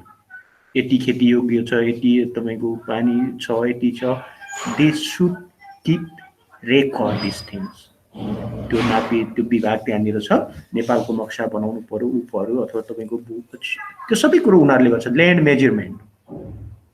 Then Nepal government has recognize their final decision, त्यो तपाईँको त्यहाँ छ। अब त्यसले चाहिँ अनि खण्डीकरण गरिन्छ। खण्डीकरण भनेपछि त्यसले निकालिसकेपछि अनि त्यस पार्ट गरेर अनि डिस्ट्रिक्ट गरेर क्षेत्र गरेर अनि गरेपछि अनि finally then we have the land certificate. अनि हाम्रोमा चाहिँ आएर अब 2 धुर 4 धुर 10 रोपनी 20 रोपनी त्यो चाहिँ अनि त्यस पछाडि उनीहरूको त्यो मेजरमेन्टबाट एप्रुभ भइसकेपछि देन हामीले पाउँछौँ। अथवा मैले भन्नु खोजेको जति पनि व्यक्तिहरूको जग्गा छ त्यो सबै कुरो रेकर्ड चाहिँ उनीहरूको यो जग्गा नापजाँचभित्र रहन्छ, उनीहरूको मार्फतमा रहन्छ। अब दर्ता प्रोसेसको कुरोमा शासक भाइले पनि भन्यो, तपाईँ के भने सार्वजनिक कुन कुन जग्गालाई सार्वजनिक भनिन्छ, कुन कुन जग्गालाई चाहिँ सरकारी भनिन्छ, कुन कुन जग्गालाई चाहिँ तपाईँको कम्युनिटीको भनिन्छ भन्ने कुरो अहिले यो तपाईँको नयाँ यही ऐन आइसकेपछि एमेन्डमेन्ट गरेर त्यहाँ हालेको छ यही प्रोभिजन। त्यस्तो जग्गाहरू चाहिँ दर्ता गर्नु दिँदैन। त्यस्तो कुन कुन एरियाहरू त्यो नापीले पनि प्रष्टसँग त्यो छुट्याउँछन् है यो नयाँ प्रोभिजनहरू।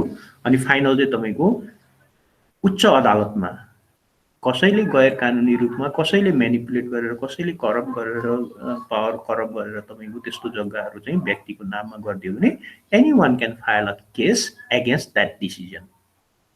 तपाईँले सुन्नुभएको होला तपाईँको त्यो बुटोलको सार्वजनिक जग्गा चाहिँ व्यक्तिको नाममा दर्ता गर्यो भनेर अख्तियारमा परेको यस्तो धेरै केसेसहरू छन्। तपाईँ त्यो यो केसेसहरूमा चाहिँ तपाईँले हकदैया चाहिँदैन। Probably you understand about the हकदैया। तपाईँले यो सार्वजनिक जग्गा यो तपाईँको सरकारी जग्गा यो चाहिँ सामूहिक जग्गा चाहिँ कसै व्यक्तिको नाममा दर्ता गर्यो भने थाहा पाउनु भने just write a letter to concerned authority, they can investigate these decision against their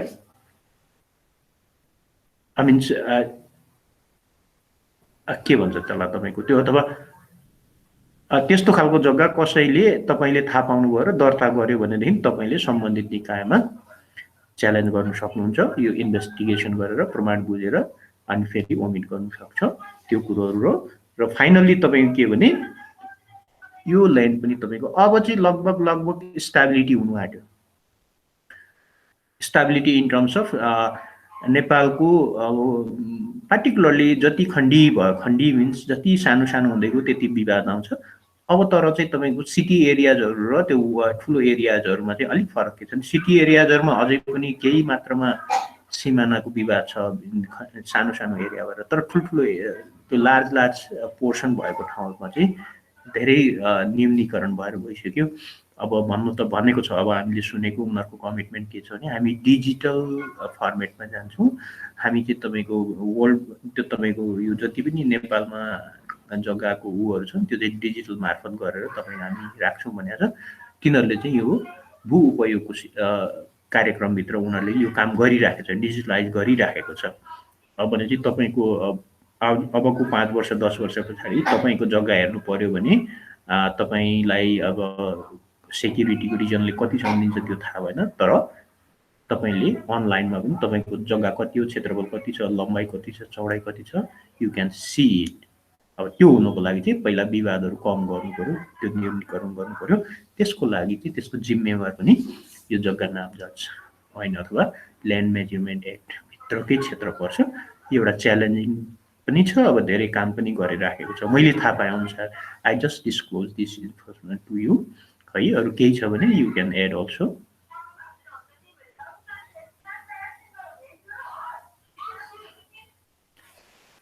तपाईँहरू पनि एड गर्न सक्नुहुन्छ जग्गा, तर यो के हो भने यो चाहिँ हाम्रो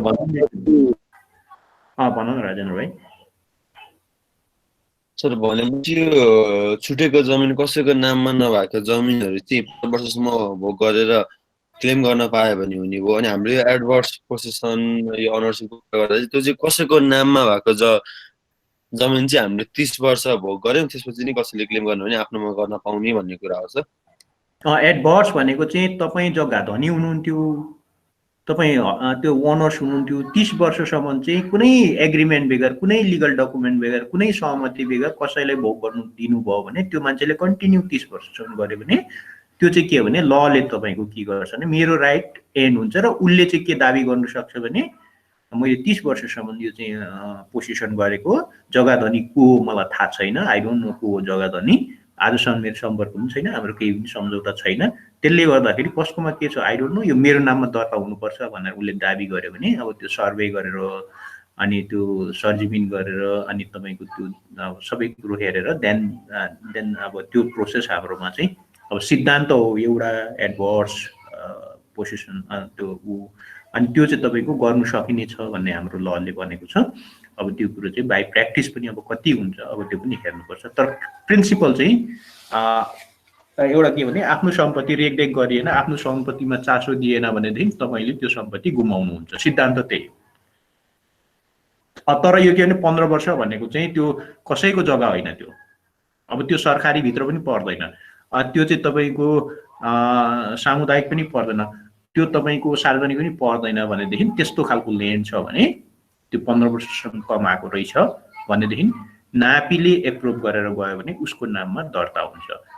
जुन जग्गा हामी दर्ता गर्छौँ जस्तो अस्तिको कुरो आएको थियो नि, जस्तो राजेन्द्र भाइले नै भनेको थियो सुकुम्बासीलाई बाँडिने, सुकुम्बासीलाई बाँडिने जग्गा पनि यो 3टामा पर्यो भने पाउँदैन, सार्वजनिक पर्यो भने पाउँदैन, सरकारी पर्यो भने पाउँदैन, कम्युनिटी पर्यो भने पाउँदैन, त्योदेखि बाहेक उसले निरन्तर रूपमा कमाइरहेको छ। अब हाम्रोमा त यस्तो पनि छ 2 पुस्ता 3 पुस्ता कमाइराखेका छन् तर लाल पूर्जा छैन, लाल पूर्जा नहुने बित्तिकै उनीहरूले के राइट्स पाउँदैन भन्ने कुरो लगभग हामी क्लियर छौँ। त्यस्तो अवस्थामा लाल पूर्जा दिने भन्ने कुरो सरकारको सहमत छ, तर लाल पूर्जा दिने क्रममा पनि नापीले प्रष्टसँग इन्टायर टेरिटोरी यति छ, यतिमा कति दिनुहुन्छ, एउटाले 1 बिघा कमाएको रहेछ भने भोलि 10 कट्ठा मात्रै पर्न सक्छ, 5 कट्ठा मात्रै पनि पर्न सक्छ।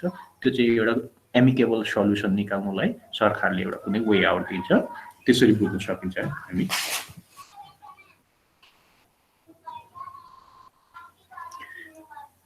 Presentators, you have any questions? I mean answers. I mean, you want to add a few words or sentence before you are going to end your presentation? Kehi cha त्यस्तो? No sir. शाश्वतको केही छ, हाम्रो बहिनीको केही छ?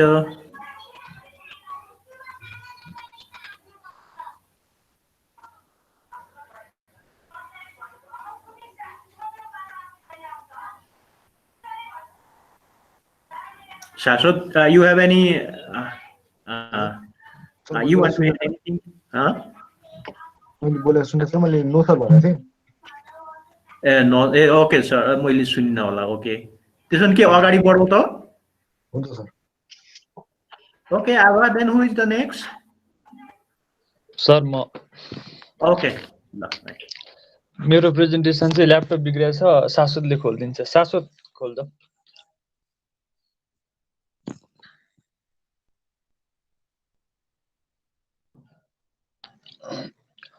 मेरो प्रेजेन्टेसनको topic चाहिँ ceiling of land and privilege of land ceiling in ल भनेको छ। यो चाहिँ नेपालको सन्दर्भमा। अनि अर्को स्लाइडमा खोइ त खाली छ त। ए सर, यसमा चाहिँ अब फेरि मैले यो हेर्दाखेरि चाहिँ नेपाल ल कमिसनको वेबसाइटबाट हेरेँ, त्यसमा नेपालीमा लेखिएको कुरा र इङ्ग्लिसमा लेखिएको प्रोभिजनहरू चाहिँ फरक फरक देखियो, अनि कोहीमा नथपिएको देखियो, अनि अपडेट गरेको छैन जस्तो लाग्यो। त्यो भएर नि मैले चाहिँ सबै प्रोभिजनहरू चाहिँ अगाडिको स्लाइडहरूमा राखेको छैन, अनि त्यही अनुसार म यसबाट हेरेर नि भन्दै जान्छु। अनि कुनै यदि त्यो संशोधित भएको छुटेको रहेछ भने अनि सरले पनि सच्याइदिनु होला। अब म सुरु गर्छु। ल्यान्ड सिलिङ भने चाहिँ it means fixing maximum size of land holding that an individual family can own. नेपालीमा चाहिँ यसलाई जग्गाको हदबन्दी भन्छ। त्यो चाहिँ म्याक्सिमम चाहिँ कति चाहिँ जग्गा चाहिँ एउटा व्यक्तिले चाहिँ होल्ड गर्न सक्छ भन्ने अथवा भोग गर्न सक्छ भन्ने कुरोलाई नै चाहिँ त्यो ल्यान्ड सिलिङ भन्छ। अनि त्यसपछि land over and above the ceiling limit is call, यो सरप्लस ल्यान्ड भन्छ यसलाई चाहिँ। अनि अर्को स्लाइड। अनि त्यसपछि अब यसलाई चाहिँ कुन ऐनले चाहिँ नेपालमा कुन ऐनले चाहिँ यो प्रावधानहरूलाई बाँधेको छ भन्दाखेरि चाहिँ यो ल्यान्ड एक्ट 2021 यो जग्गा सम्बन्धी ऐन भन्ने छ। अनि त्यसको चाहिँ अब यसबारे यो जग्गाको हदबन्दी सम्बन्धी चाहिँ सेक्सन 7बाट सुरु हुन्छ। अनि त्यो अनुसार म यो क्रमअनुसार भन्दै जान्छु। सेक्सन 7को 1मा चाहिँ के भनिएको छ भन्दाखेरि चाहिँ यो अप्पर सिलिङ कति चाहिँ राख्न पाउँछ भन्ने कुरोमा चाहिँ तराई र अथवा तराई र भित्री तराईमा चाहिँ 10 बिघा राख्न पाउँछ। अनि खेरि काठमाडौँ भ्यालीमा चाहिँ 25 रोपनी राख्न पाउँछ। अनि हिल्ली रिजन, यो काठमाडौँ भ्याली बाहेकको अरू हिल्ली रिजनमा चाहिँ 70 रोपनी राख्न पाउँछ। र यसको अब म्याक्सिमम सिलिङ हामीले बुझ्नु पर्दाखेरि चाहिँ 10 बिघा भन्दा बढी चाहिँ यो नेपालभरि भनौँ, अब यो मेन त तराई हो, यो नबढ्ने गरी चाहिँ राख्न पर्छ। योभन्दा बढी गर्यो भने चाहिँ त्यही अनुसार कारबाही हुन्छ, अथवा सरकारले त्यो जग्गा जफतहरू पनि गर्न सक्छ। अर्को स्लाइड। अनि अब यो यसको उपदफा 2मा चाहिँ 7को उपदफा 2मा चाहिँ के भनेको छ भन्दा चाहिँ जस्तै घर अथवा करेसाबारीको लागि अनि आफ्नो घरको कम्पाउन्डदेखि यताउताको लागि हामीले राख्न चाह्यौँ भने चाहिँ कुनै फ्यामिलीले अथवा पर्सनले राख्न चाह्यो भने चाहिँ उसको अप्पर सिलिङ कति हुन्छ भन्दाखेरि जग्गाको चाहिँ तराई र भित्री तराईमा चाहिँ 1 बिघा राख्न पाउँछ, काठमाडौँ भ्यालीमा 5 रोपनी, अनि यो पहाडी क्षेत्र काठमाडौँ भ्याली बाहेकको पहाडी क्षेत्रमा चाहिँ 5 रोपनी राख्न पाउँछ भनेर त्यो पनि प्रावधान राखेको छ यसमा। अनि यसमा लगभग अब अरू भनेको बुझ्नुपर्ने भनेको चाहिँ मैले यसमा लेखेको त छैन, तर के हो भन्दाखेरि चाहिँ जस्तै यो ऐन प्रारम्भ हुनुभन्दा अगाडि कुनै व्यक्तिको नाममा चाहिँ जग्गाहरू छ र उसले चाहिँ अब त्यो कानुन सम्मत यो अपुताली पर्नु अथवा यो अरू कानुनी रूपमा ट्रान्सफर गर्ने बाहेकको उसले दान सेल अथवा कसैलाई गिफ्टहरू दिन सक्छ नि प्रोपर्टी। यदि त्यो यो ऐन प्रारम्भ हुनुभन्दा अगाडि त्यो गर्न चाहिँ गरेको, तर त्यो कुरा रजिस्टर भएको छैन भने, सम्बन्धित ठाउँमा रजिस्टर भएको छैन भने नि के मानिन्छ भन्दाखेरि चाहिँ त्यो सबै प्रोपर्टी चाहिँ त्यो पहिलाको जग्गा धनी जुन छ त्यसैको नाममा रहेको मानिनेछ। र त्यही अनुसारको चाहिँ अब त्यो कारबाही उसलाई गर्नु पर्यो भने पनि सिलिङबाट लिमिट माथि गयो भने त्यही अनुसार कारबाही गरिन्छ भन्ने प्रावधान छ। अनि अर्को स्लाइड। यो चाहिँ सेक्सन 8 हो। सेक्सन 8 भन्दा अगाडि चाहिँ अर्को बुझ्नुपर्ने कुरा के छ भन्दाखेरि चाहिँ अहिले यो चाहिँ थप एमेन्डमेन्टबाट थप प्रावधान पनि हो। यो भनेको चाहिँ जस्तै मोयानी हकको कुराहरू आउँछ। जग्गा त कुनै जग्गामा त जग्गा धनीको बाहेक अर्को मोयानी हक पनि लाग्न सक्छ नि त कसैको। त्यो कारणले चाहिँ त्यस्तो सम्बन्धमा चाहिँ के हुनसक्छ भन्दाखेरि चाहिँ यसमा चाहिँ मोहीलाई लागेको उसलाई जग्गाको हक कति छ त्यसलाई र जग्गावालालाई कति आउनुपर्छ त्यसको चाहिँ त्यो सिलिङ लिमिट तोक्दाखेरि चाहिँ आधा हिस्सामा चाहिँ यो गणना गरिने प्रावधान छ। अनि अर्को भनेको चाहिँ के हो भन्दाखेरि चाहिँ जस्तै यो ऐन प्रारम्भ हुनुभन्दा अगाडि भन्नाले चाहिँ यो एमेन्डमेन्ट सहितको है, त्यो हुँदाखेरि चाहिँ जस्तै पहिल्यै जग्गाको त हदबन्दी सम्बन्धी विवाद हुनसक्छ।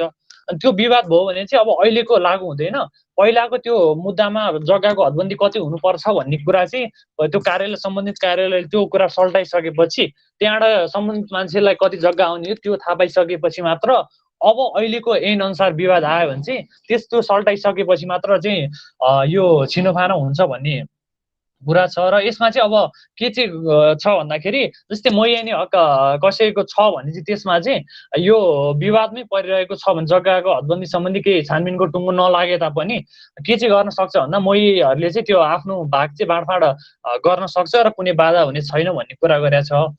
अब म सेक्सन 8 मा आउँछु। सेक्सन 8 मा चाहिँ अब यो upper ceiling of land allowed to be own as a tenant भनेको छ। अब यो यसमा यो ऐनमा चाहिँ नेपाल यो ल कमिसनको यस्तो नेपालीमा लेखिएकोमा चाहिँ यो कुरालाई चाहिँ खारेज गरिएको छ भनेर लेखिएको छ। तर अब यसकै इङ्ग्लिस भर्जनमा चाहिँ के भनिएको छ भन्दाखेरि सब कुरा प्रावधानहरू लेखिएको छ र त्यहाँ चाहिँ कुनै इन्डिकेसन पनि दिएको छैन के, नत्र त्यसमा चाहिँ एनुअल भए भनेर दिन्थ्यो अथवा एमेन्डमेन्ट भए एमेन्डमेन्ट भए भनेर दिन्थ्यो। त्यस कारणले चाहिँ मैले चाहिँ यहाँ त्यही भएर पनि राखेँ। अब यो नेपालीको अनुसार जाने हो भने चाहिँ यो खारेज भएको भनेर भनेको छ। तैपनि म यसको बारे भन्छु। यसको चाहिँ अब मैले चाहिँ कति चाहिँ जग्गाको हदबन्दी उसलाई कति हुन्छ भन्दाखेरि कति होल्ड गर्न सक्छ भन्दा तराई रिजन र भित्री तराई रिजनमा 4 बिघा, अनि काठमाडौँ भ्यालीमा 10 रोपनी, अनि पहाडी काठमाडौँ भ्याली बाहेकको पहाडी क्षेत्रमा 20 रोपनी भनेर दिएको छ यसमा चाहिँ। अर्को स्लाइड। अब यो खारेज भएको हो कि होइन चाहिँ अब अलिकति दुईटा प्रावधान देखिएको हुनाले अलिकति कन्फ्युज भएँ म। अनि अब सेक्सन 9 मा जाम। यो भनेको चाहिँ अब provision relating to land own in any other name. अब अरू कुनैको नाउँबाट भोगेको जग्गाको व्यवस्था कस्तो छ त भन्ने कुरामा जस्तै यसमा चाहिँ के भनेको छ भन्दा चाहिँ कुनै आफ्नो परिवारको मान्छेले अथवा फ्यामिली मेम्बरले चाहिँ यो आफैले चाहिँ त्यो जग्गा कसैलाई अरूको नाममा जग्गा दिई अथवा त्यसको हक चाहिँ अरूको नाममा दिई, तर त्यसको चाहिँ प्रत्यक्ष रूपमा चाहिँ त्यसको भोग चाहिँ आफैले गर्ने पाराले चाहिँ त्यसरी त्यो मनसायले त्यस्तो गर्यो भने चाहिँ के हुन्छ भन्दाखेरि चाहिँ र त्यो जग्गा चाहिँ उहीसँग त्यो जुन मान्छेले चाहिँ त्यो ट्रान्सफर गर्न खोजेको परिवारको मान्छेले त्यसैको नाममा रहेको छ भन्ने कुरा चाहिँ मानिनेछ। र यसमा चाहिँ के एट्र्याक्ट हुन्छ भन्दा त्यो अघिको सेक्सन 7 थियो नि जुनमा चाहिँ सिलिङ लिमिटहरू तोकिएको थियो नि, त्यो चाहिँ एट्र्याक्ट हुन्छ यसमा। अनि अर्को एउटा बुझ्नुपर्ने कुरा यसमा मैले मेन्सन हानेको छैन, यो धेरै छ यसमा सेक्सन 9 को, म भन्दै जान्छु। यसमा सब सेक्सन 2 मा के भनेको छ भन्दा कुनै जग्गावालाले उपदफा 1 बमोजिमको जग्गाका सम्बन्धमा दफा 13 बमोजिम पेश गर्नुपर्ने फाँटवारी सो दफा बमोजिम म्यादभित्र पेश गरेमा सो जग्गा निजको नाममा कायम गरी यस बमोजिम कारवाही गरिनेछ भनेर चाहिँ 9 को 1 अनुसारको चाहिँ त्यो जग्गावालाले फाँटवारी पेश गर्नुपर्ने भनेर चाहिँ इन्भेन्टरी भन्दो रहेछ। त्यो भनेर चाहिँ उसको कति जग्गा छ कता के छ सम्पूर्ण विवरण चाहिँ पेश गर्नुपर्ने रहेछ। अनि त्यो अनुसार अब पेश गरेपछि चाहिँ यदि बढी देखियो भने चाहिँ 9 को 1 अनुसार त्यो चाहिँ अब सम्बन्धित एसएन बमोजिम कारवाही हुनेछ भनेर चाहिँ प्रावधान राखिएको छ। तर अब के हुन्छ भन्दाखेरि चाहिँ जग्गाको दर्तावाला एउटा हुनसक्छ र जग्गावाला अर्कै हुनसक्छ होइन। त्यो भइसकेपछि चाहिँ के हुन्छ भन्दाखेरि चाहिँ अब दर्तावालाले चाहिँ के भनिदियो भने चाहिँ यसको वास्तविक जग्गावाला चाहिँ अर्कै हो भन्ने कारण देखाइदियो भने चाहिँ यो फाँटवारी यो बुझाउनु पर्ने केसमा जब फाँटवारी बुझाउन जान्छ त्यो बेला भनिदियो भने चाहिँ के हुन्छ भन्दाखेरि चाहिँ जुन त्यो दर्तावालाले यो जग्गा चाहिँ वास्तविक अर्कै नाममा छ भनी जग्गावाला देखायो भने चाहिँ दफा 13 बमोजिम चाहिँ विवरण पेश गर्दा के चाहिँ हुँदैछ भन्दाखेरि चाहिँ त्यो जुन जग्गावाला अर्कै हो भन्ने हुन्छ नि त्यसको चाहिँ सबै हकहरू समाप्त हुँदो रहेछ। र अब त्यसमा चाहिँ अब त्यो जुन दर्तावाला थियो नि त्यो अगाडि त्यो यो चाहिँ अर्कैको जग्गा हो भनेर देख्यो दर्तावाला त्यसको हक कायम चाहिँ गरिने रहेछ यो एक्ट बमोजिम चाहिँ।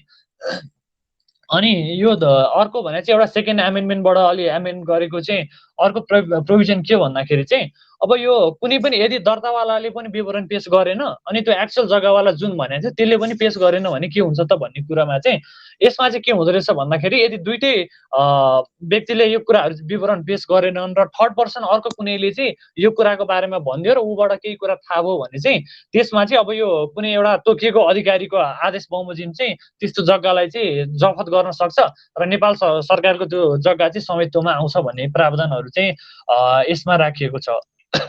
अनि सेक्सन 10 अर्को स्लाइड। अनि अब सेक्सन 10 ले चाहिँ अब यो restriction on acquisition of land भनेको छ जग्गा प्राप्त गर्नमा प्रतिबन्धको कुराहरू गरेको छ। अब यसमा चाहिँ के हो भन्दाखेरि चाहिँ अब अंश र अपुताली परेको बाहेकमा चाहिँ कुनै जग्गावालको हैसियतले चाहिँ अब आफ्नो जुन जग्गा छ नि त्योभन्दा तोकिएको भन्दा अधिकतम हदमा बढ्ने गरी आफ्नो वा अरू कसैको नाममा चाहिँ कुनै तपाईँले कुनै जग्गा प्राप्त गर्यो भने चाहिँ त्यो चाहिँ त्यसमा पनि दफा 7 चाहिँ अट्र्याक्ट हुन्छ अथवा त्यही अनुसार चाहिँ अब सिलिङ तोकिन्छ र त्योभन्दा माथिको जग्गा चाहिँ के कारबाही गर्ने हो गरिन्छ भनिन्छ। त्यसकारण के बुझ्नु पर्यो भन्दा अंश र अपुताली परेको बाहेक पनि चाहिँ त्यसमा चाहिँ अब कुनै एउटा जग्गावालले चाहिँ तैपनि अब एउटा उसको इन्टेन्सन के हो भने योभन्दा म बढी राख्छु भन्ने किसिमले चाहिँ आफ्नो नाममा अथवा अरू कसैको नाउँमा चाहिँ त्यो जग्गा राख्न खोज्यो भने चाहिँ त्यसलाई चाहिँ सेक्सन 7 बमोजिम चाहिँ त्यो एट्र्याक्ट भएर त्यो कारबाही हुन्छ त्यसलाई। अनि अब त्यसमा चाहिँ अब के चाहिँ हुन्छ भन्दा अर्को चाहिँ अब कुनै तवरले चाहिँ जग्गा चाहिँ रजिस्ट्रेसन पास गर्न जग्गा लियो अनि रजिस्ट्रेसन पास गर्न त्यो आयो भने चाहिँ त्यो सोच के भनेको छ भन्दाखेरि सो जग्गा लिने व्यक्तिले आफ्नो वा अरू कसैको नाउँबाट नेपालभित्र जग्गावालाको हैसियतले तत्काल राखेको जग्गाको कुल क्षेत्रफल छ भनी फाँटबारी लेखी रजिस्ट्रेसन गर्ने अधिकारी छेउ दाखिल नगरेसम्म त्यस्तो लेनदेनको लिखित पास हुने छैन भनेको छ। अब पास हुनको लागि चाहिँ के गर्नु पर्यो भने चाहिँ उसले चाहिँ जहाँ जहाँ जग्गा लिएको हो त्यो ठाउँको चाहिँ उसले त्यो फाँटबारी पेश गर्नु पर्यो, सम्पूर्ण विवरणहरू चाहिँ पेश गर्नु पर्यो, नत्र चाहिँ त्यो पास हुँदैन भन्ने खालको प्रावधान छ। अब अर्को स्लाइड।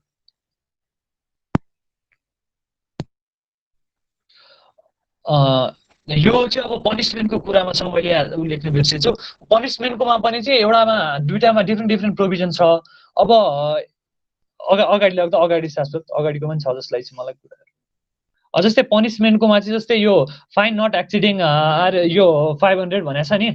अनि यो चाहिँ कुनमा हो भन्दाखेरि चाहिँ त्यो दफा 8 को प्रोभिजन जुनमा चाहिँ टेनेन्टहरुकोले चाहिँ कति म्याक्सिमम सिलिङ कति होल्ड गर्न पाउने जग्गा भन्ने प्रोभिजन छ नि, त्यसको आधारमा चाहिँ यो पनिसमेन्ट यो हो। त्योभन्दा बढी एक्सिड गर्यो भने चाहिँ अब त्यसमा चाहिँ फाइन यति र यो also shall be evicted from the land being tilled in excess of such upper ceiling भन्ने कुरा गरेको छ। अब यदि त्यो संशोधन खारेज नभएको मान्य भने चाहिँ यो फाइन पनि लागू हुन्छ। अनि अब यदि होइन भने चाहिँ त्यो अब खारेजै भएको छ भने त यसको कुनै मतलब नै रहने भएन यो प्रावधानको। अब अर्को स्लाइड। अनि अर्को भनेको चाहिँ जस्तै अघि भर्खर हामीले 10 मा डिस्कस गर्यौं जग्गा प्राप्त गर्न प्रतिबन्ध भनेको छ नि। अब त्यो अनुसार चाहिँ कुनै अब परिवारको नाममा अथवा कसैको नामबाट चाहिँ उसले चाहिँ जग्गा प्राप्त गर्न खोज्यो भने चाहिँ उसलाई चाहिँ अब त्यो दफा 10 उल्लङ्घन गरेको उसको अवस्थामा चाहिँ यो 1000 रुपैयाँ जरिवाना र त्यसरी त्यो प्राप्त गरेको जग्गा मध्ये चाहिँ यो दफा 7 बमोजिम चाहिँ त्यो उसले राख्न पाउने हदभन्दा बढी भएको जग्गा चाहिँ जफत गर्न सकिनेछ भन्ने प्रावधान छ यसमा। अनि यो पनिसमेन्टको सम्बन्धमा यति नै हो। र मलाई चाहिँ अब यसमा चाहिँ के लाग्यो भन्दाखेरि चाहिँ पनिसमेन्ट चाहिँ अघिको 500 अथवा यो 1000 ने पनि चाहिँ यसमा अलिकति थोरै नै हो जस्तो लाग्यो मलाई चाहिँ। अब त्यत्रो जग्गा भइसकेपछि अथवा त्यत्रो जग्गा कसैले होल्ड गर्यो अथवा कानुन भन्दा माथि गएर होल्ड गर्यो भने चाहिँ अलिकति पनिसमेन्टको दायरा पनि चाहिँ अलिकति बढाउनु पर्छ जस्तो लाग्छ यसमा चाहिँ। अनि अर्को स्लाइड। अनि अब सेक्सन 12 भने चाहिँ एक्सेप्सन छ। यसमा चाहिँ कस्तो भन्दाखेरि चाहिँ अब अधिकतम हदबन्दीमा छुट पाउने कुन अवस्थामा चाहिँ अधिकतम हदबन्दीमा छुट पाउने भने चाहिँ अब जस्तै 7 र 10 ले त यो धेरै कुराहरुमा बन्देज गरेको छ, maximum ceiling limit ceiling limit भन्दा माथि चाहिँ जानु हुन्न भनेर।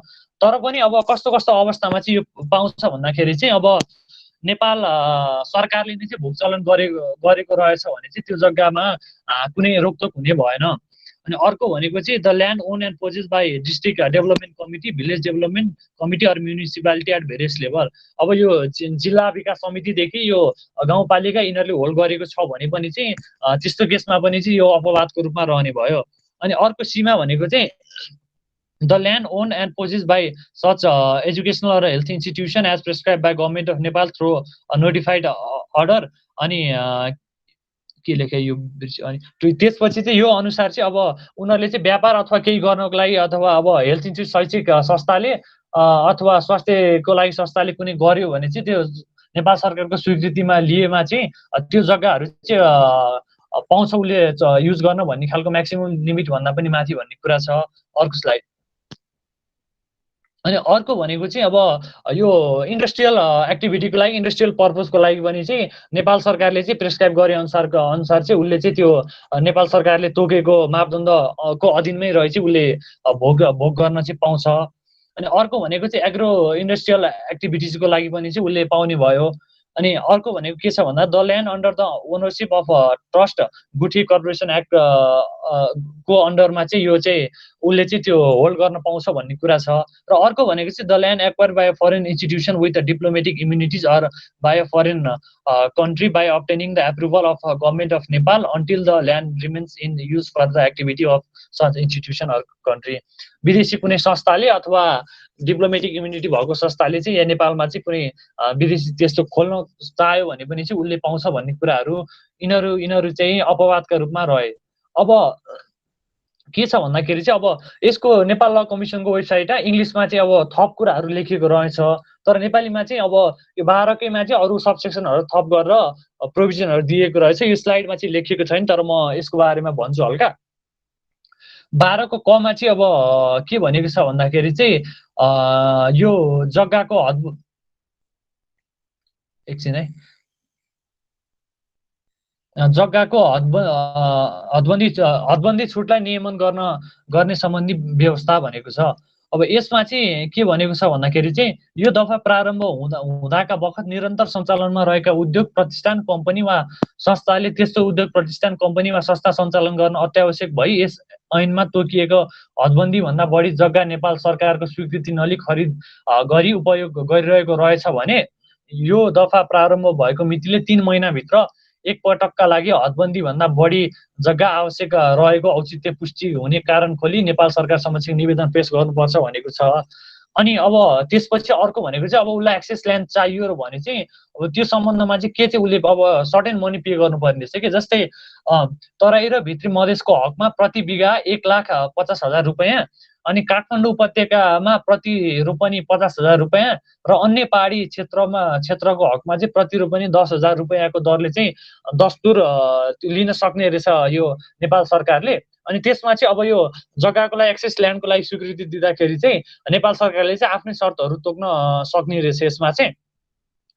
अनि अब अर्को के प्रोभिजन पनि लेखिएको छ भन्दाखेरि चाहिँ यो ऐन बमोजिम प्रयोग गर्नुपर्ने भन्नेमा चाहिँ यो ऐन बमोजिम जारी भएको सूचित आदेश बमोजिममा हदबन्दी भन्दा बढी जग्गा प्राप्त गरेका उद्योग प्रतिष्ठान कम्पनी आयोजना शिक्षण संस्था वा अन्य कुनै पनि संस्थाले यो आदेशमा तोकिएको शर्त बमोजिम जुन प्रयोजनका लागि प्राप्त गरेको सोही प्रयोजनका लागि मात्र त्यस्तो जग्गा प्राप्त गर्नुपर्ने छ भन्ने छ। जुनको लागि हामीले युजको लागि त्यो अनुमति लिएको त्योभन्दा बाहेक अन्य कुराको लागि अनुमति लिन पाइँदैन भन्ने कुरा।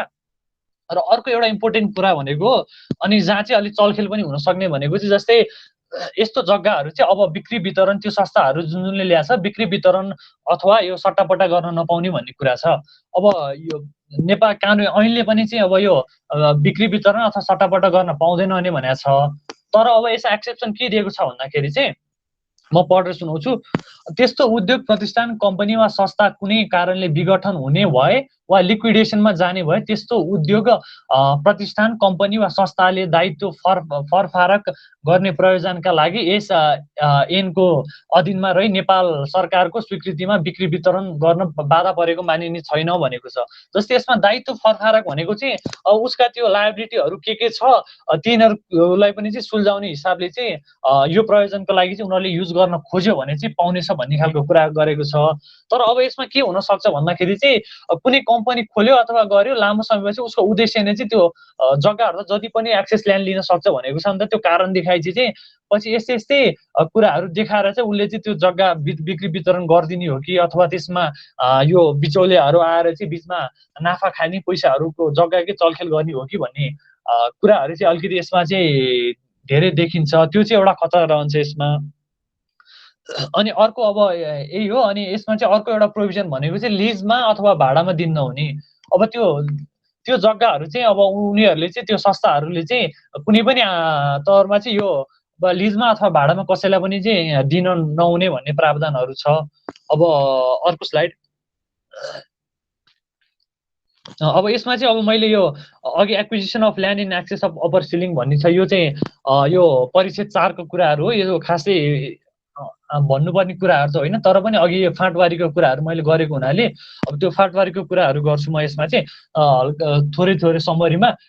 यसमा चाहिँ अब जस्तै सेक्सन 13 के भनेको छ भन्दाखेरि चाहिँ जग्गाको फाँटबारी दाखिल गर्ने, तोकिएको अधिकारीले तोकिए बमोजिम सूचना जारी गरी अधिकतम हदभन्दा बढी जग्गा हुने जग्गावालाहरूलाई सो सूचना जारी भएको मितिले 35 दिनभित्र तोकिए बमोजिमको फाँटबारी दाखिल गराउन आदेश दिन सक्नेछ भन्ने कुरा भयो।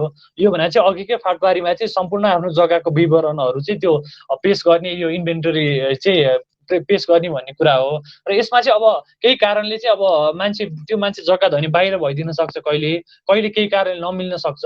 त्यस्तो केसमा चाहिँ अब 35 दिनसम्मको म्याद चाहिँ यो थप्न पनि सक्छ तोकिएको अधिकारीले। अनि अब यसमा चाहिँ अब फाँटबारी तयार गर्नुपर्नेमा चाहिँ अब सेक्सन 14 मा जाऊँ। यसमा के भनेको छ भन्दाखेरि चाहिँ अनि दफा 13 बमोजिम दाखिल हुन आएको फाँटबारी र तत्सम्बन्धमा अन्य सूत्रबाट प्राप्त भएको सूचनाको आधारमा तोकिएको अधिकारीले कुनै भुल सच्याउनु पर्ने देखेमा सो समय सच्चाइ अन्तिम फाँटबारी तयार गर्नेछ भन्ने कुराहरू भयो। अब फाँटबारीको कुरामा त्यो हो।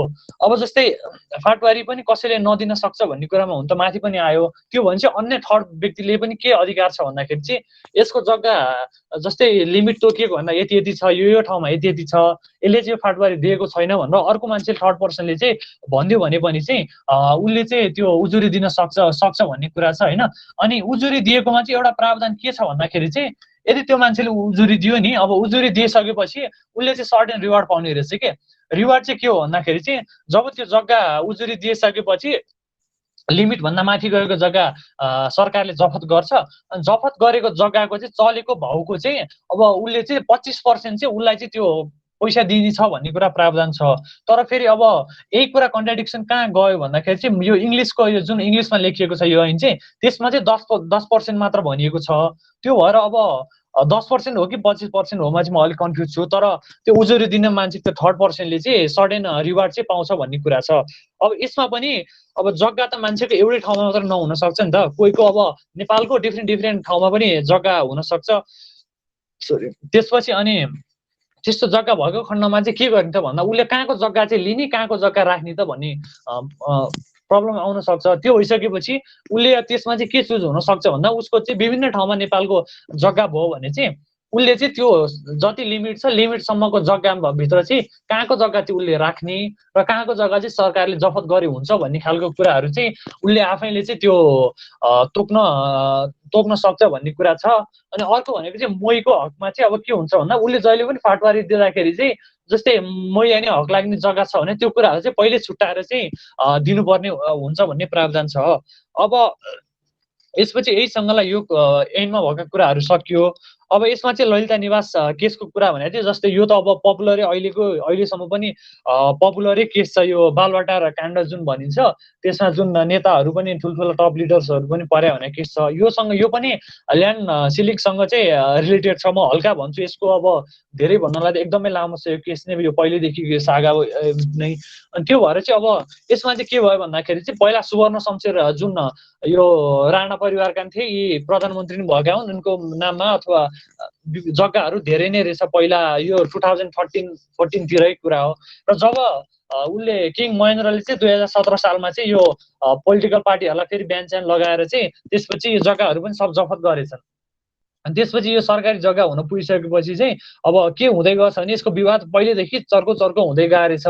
अनि त्यसपछि अब यसमा चाहिँ के भन्छ भने सुवर्ण शमशेरको त्यत्रो जग्गाखेरि चाहिँ यो ललिता निवास यो बालवाटार यो के भन्छ प्रधानमन्त्रीको कार्यालय र यो प्रधान न्यायाधीशको कार्यालय भन्दा उतापट्टिको के अरे यो नर्थपट्टिको जग्गा भनेर भनिएको छ। त्यो जग्गामा चाहिँ ठुलो टन्न जग्गाहरू छ र त्यसमा चाहिँ विवादहरू चलिरहेको रहेछ कि। त्यसमा चाहिँ अब एउटा क्लेम चाहिँ के रहेछ भन्दा चाहिँ सुवर्ण शमशेरको छोराहरूले अनि उसका त्यो नातिहरूले चाहिँ अब उसको फ्यामिली मेम्बरहरूले चाहिँ त्यो जग्गा हाम्रो हो र क्लेम हुनुपर्छ भन्ने कुरा गरिएको रहेछ। तर पनि त्यसमा के भयो भन्दा यिनीहरूको यो सुवर्ण शमशेरको परिवारले चाहिँ विभिन्न टाइममा चाहिँ त्यहाँको जग्गा चाहिँ अरू व्यक्तिहरूलाई चाहिँ बेचिसकेको रहेछ कि। जस्तै त्यसमा चाहिँ को पनि पर्छ भन्दा यो भाटबेटिनीको साउ यो मिनबहादुर गुरुङ यिनीहरूलाई पनि चाहिँ बेचिसकेको रहेछ कि। अनि जग्गा बेचियो। अनि त्यसपछि अब यो जग्गाको ऐन यो ऐन सम्बन्धी त म्याक्सिमम सिलिङ लिमिट तोकिएको छ नि त। अनि त्यो भइसकेपछि के भयो भन्दाखेरि चाहिँ त्यत्रो त्यो जग्गाहरूमा चाहिँ त्यहाँ चाहिँ मोहीहरूले पनि काम गरिरहेको र मोहीको नि हक लाग्ने भनेर उनीहरूले चाहिँ त्यो आवाजहरू उठाइरहेको रहेछन्। अनि त्यस कारणले पनि चाहिँ यसमा चाहिँ अब एउटै मान्छेले त्यत्रो जग्गा होल्ड गर्न नहुने, त्यसमा चाहिँ अरूको यो मोहीहरूको नि हक लाग्ने भनेर चाहिँ यो 135 रोपनी चाहिँ उनीहरूलाई पनि बाँडफाँड गरिएको रहेछ। अनि तैपनि चाहिँ अझै पनि यो एउटै व्यक्तिको नाममा धेरै हुने अथवा एउटा पछि चाहिँ उनीहरूको परिवारले बेचेर चाहिँ कता कता दिएको यो सरकारी जग्गा हो, सरकारी जग्गालाई त्यसरी मास्न नहुने अनि इलिगल युज त्यो भएको भनेर चाहिँ यो विवादहरू अहिलेसम्म चलिरहेछ। त्यसकारण अब यो केस चाहिँ अहिले अब डिसाइड भइसकेको छैन। त्यसकारण यसमा पनि चाहिँ अब जग्गाको लिमिट चाहिँ अब कतिसम्मको जग्गाको हदबन्दी हुन्छ भन्ने कुरा चाहिँ यसबाट पनि बुझ्न सक्छौँ। यो केस अझै डिटेलमा धेरै कुराहरू छ, अब टाइम पनि धेरै नभएर मैले यसलाई यतिकैमा छुट्याएँ। अब मेन कुरा के हो भन्दाखेरि यो ऐनमा के चाहिँ लुपहोल छ भन्दाखेरि चाहिँ जस्तै अघि अपवादका रूपमा भनेर भनिएको छ नि, अपवादको रूपमा भनेर चाहिँ इन्डस्ट्रियल पर्पज भन्यो अनि अरू पर्पज यताउता भनेर चाहिँ जग्गा लिन पाउने भन्ने कुराहरू छ के। अब त्यसैमा चलखेल भइदिन्छ। जस्तै नेपाल सरकारले चाहिँ अब पाथी भराकै जग्गा अस्ति न ओम्नीसम्म ओम्नी नै होला, ओम्नीलाई चाहिँ लिजमा यति वर्षलाई दिएको यताउता भन्ने कुराहरू छ उसको प्रायोजनका लागि। अब त्यस्तो भइसकेपछि सरकारले चाहिँ अब कुनै एउटा सेक्टर शैक्षिक संस्था भनौँ अथवा जुनै संस्था भए पनि सरकार यस्तो भएको अवस्थामा चाहिँ त्यसरी दिँदाखेरि चाहिँ उसले चाहिँ अब त्यो लामो समयसम्म दिने र त्यसको लाभ उनीहरूले प्रत्यक्ष रूपमा जुन त्यो बिचौलियाहरू भनौँ अथवा यस्ता ग्रुपहरू छन् यिनीहरूले चाहिँ लाभ उठाउन पाउने भए। अनि त्यसकै नाममा अब जग्गाहरू इलिगल रूपमा कहिले कसको नाममा नामसारी गरिदियो, कहिले के गर्यो भन्ने हिसाबले चाहिँ अलिकति गाह्रै हुन्छ यो प्रोभिजन यसो हेर्दा। अनि अर्को भनेको चाहिँ समस्या भनेको चाहिँ यस्तो जग्गाहरू चाहिँ अब हुन त ऐनले प्रतिबन्धै लगाएको छ, तैपनि अब एउटा जग्गा चाहिँ आफ्नो नाममा त्यत्रो नराखिकन समाज छ भन्दा चाहिँ विभिन्न मान्छेको नाममा राखिदिने के। जस्तै प्रचण्डको हल्ला आउँछन्, उसले सालोको नाममादेखि यसको नाममा उसको नाममा त्यत्रो जग्गाहरू राखेको छ, त्यही भएर उसको जग्गा त्यत्रो सम्पत्ति नदेखिएको भन्ने खालको कुरा छ नि। सो यस्तो विवादहरू चाहिँ रहि नै रहन्छ। अनि अब यसमा पनि दुईटा टाइपको डिबेट छ कि, जस्तै ल्यान्ड सिलिङ तोक्नु हुन्छ कि हुँदैन भन्ने। तर अब धेरैले के भन्छन् भन्दाखेरि चाहिँ capital sorry to interrupt please छिट्टै सफा 1 मिनट जति होला, 1-2 मिनट लाग्छ। त्यही यसमा चाहिँ अब जस्तै क्यापिटलिस्टिक त्यो सोच हुनेले चाहिँ के भन्छन् भन्दाखेरि जग्गा चाहिँ यो त्यसरी गर्नु हुँदैन, एउटा यसले चाहिँ एउटा मार्केटलाई कोहीले चाहिँ लामो बिजनेस चलाउन खोजेको छ भने यस्तोलाई रोक्छ ल्यान्डकै अभाव अथवा यस्तैको कारणले भन्ने छ। तर अब यो चाहिँ किन ठिक छ भन्दाखेरि चाहिँ अब हाम्रो अहिले पनि हेर्ने हो भने विश्वमा जुन यो नियो लिबरलिजम भनौँ अथवा क्यापिटलिजम जे पनि आयो त्यसले चाहिँ एउटा समस्या के देखाएको छ भन्दा वेल्थ कन्सन्ट्रेसनको समस्या देखाएको छ कि, अनि इन्कम इनइक्वालिटीको समस्या।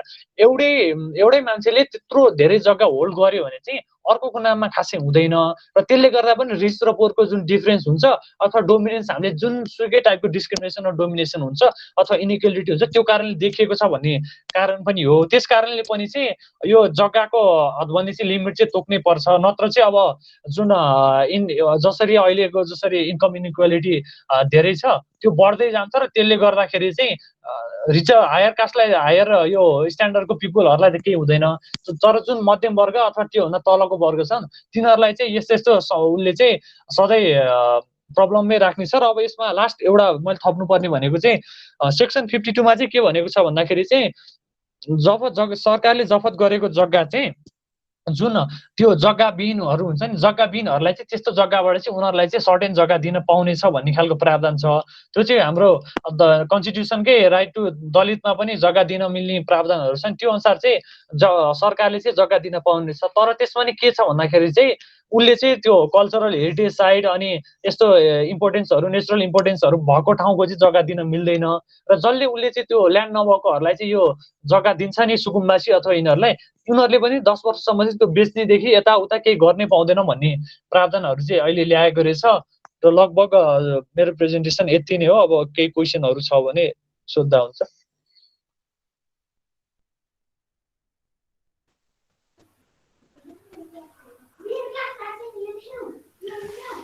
Okay, probably I think our students, they don't have questions to Vishal, but I would like to add very few things. Definitely selling and selling of lands in our legal provision. This is the very complicated matters because विशाल भाइले भनिसक्यो तपाईँको त्यो सेलिङ्सहरूको चलखेल हुने सेलिङ्सहरूको समस्या हुने तर fundamentally के छ भने natural persons and legal persons, you have to start your discussion, your thinking from there. When you talk about the natural person, then the law impose these selling provisions. But when you talk about the legal persons, they have right to get of and beyond the selling. I mean, legal person अथवा कानुनी व्यक्तिहरूलाई चाहिँ ceiling लगाइएको छैन एउटा fundamental त्यहीबाट हामीले सुरु गर्ने हो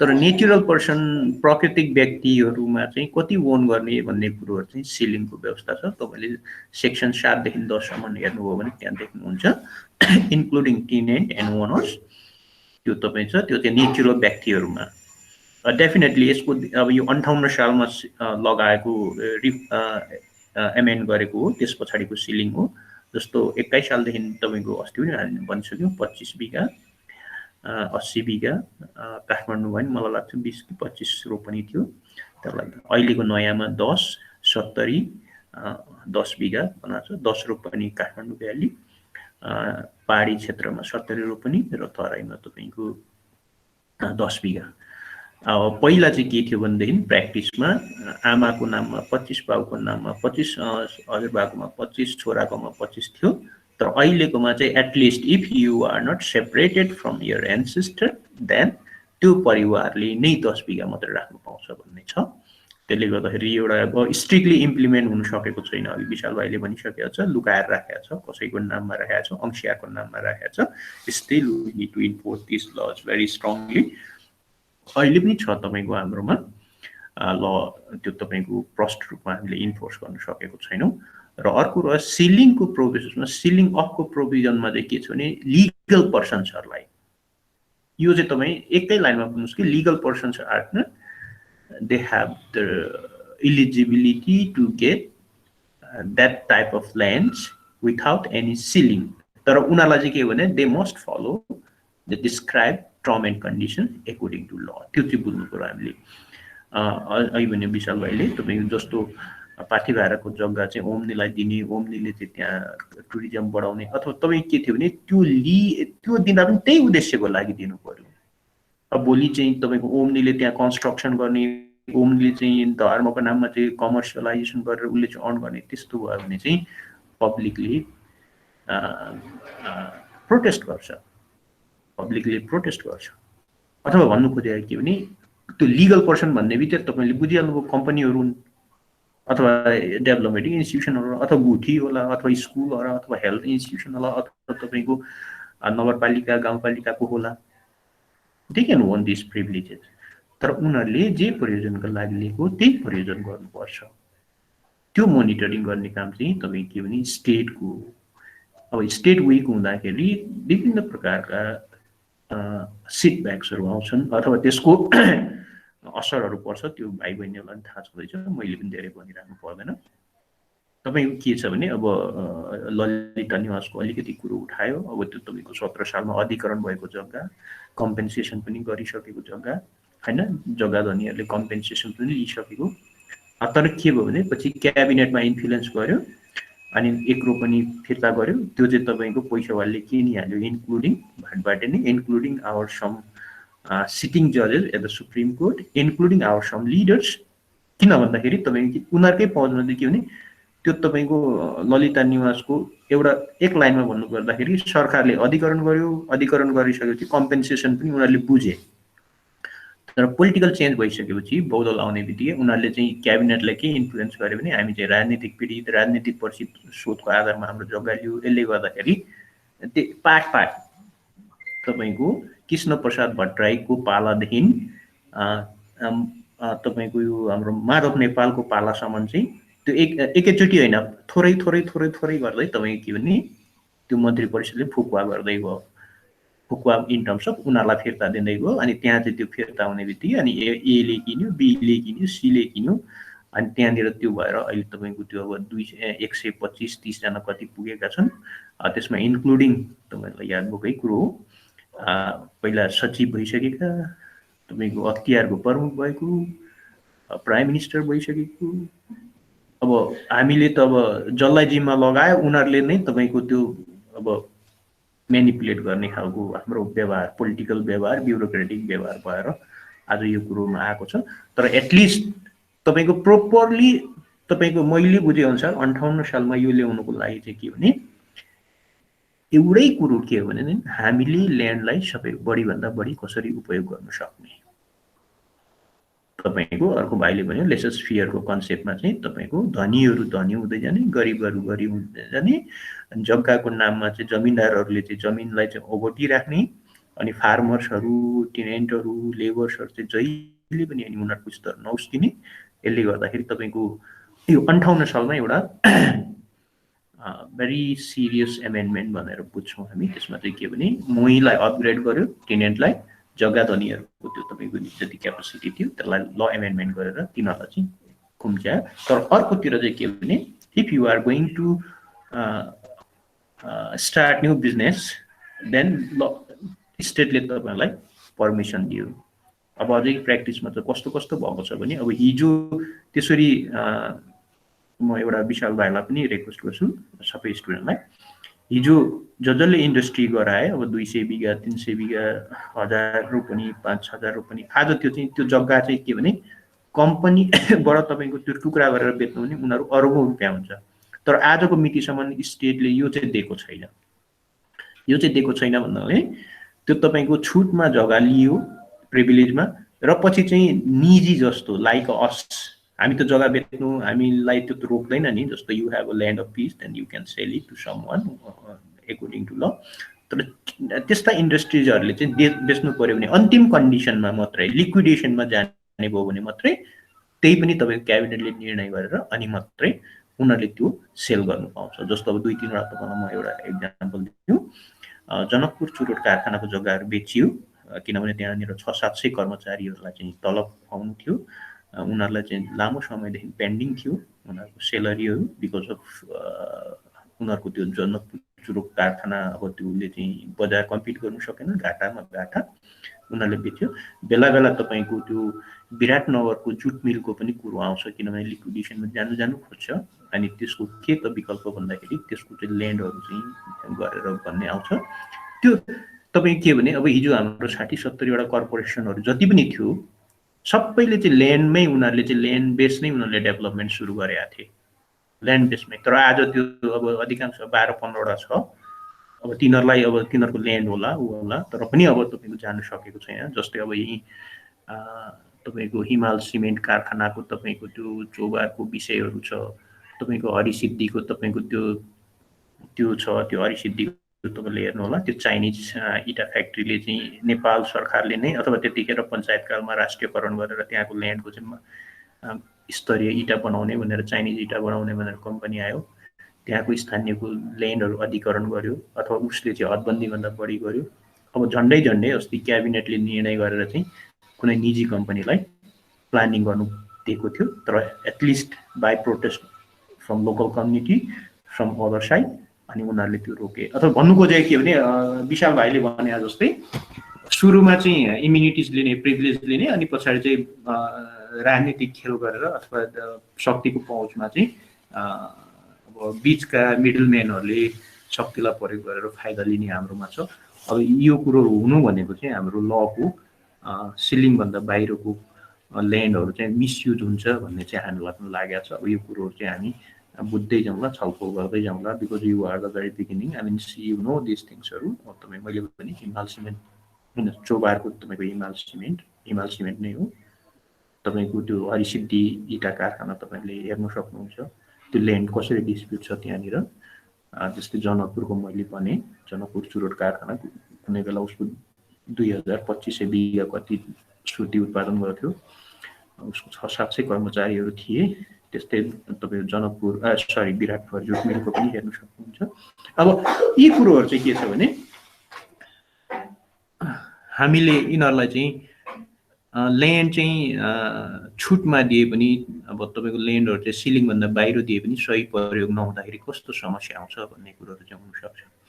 जस्तो पूर्वतिरको हुनुहुन्छ भने तपाईँको चिया बगानहरूले पनि प्रिभिलेजमा धेरै जग्गाहरूमा चाहिँ चिया लगाएको छ। अब उनीहरूको पनि अब लिक्विडेसनमा गयो भने त्यो बेलामा मात्रै उनीहरूले चाहिँ they can convert it to personal property, otherwise these all properties belongs to legal person.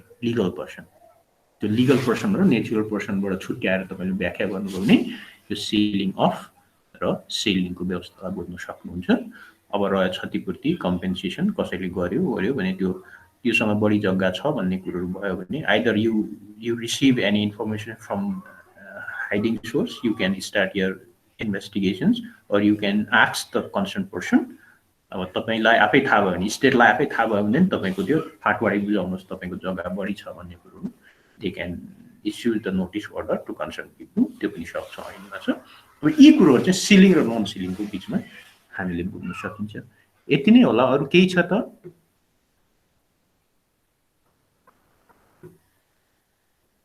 हिम्साको, पुष्पाको, हाम्रो दिपिकाको केही छ? उबी,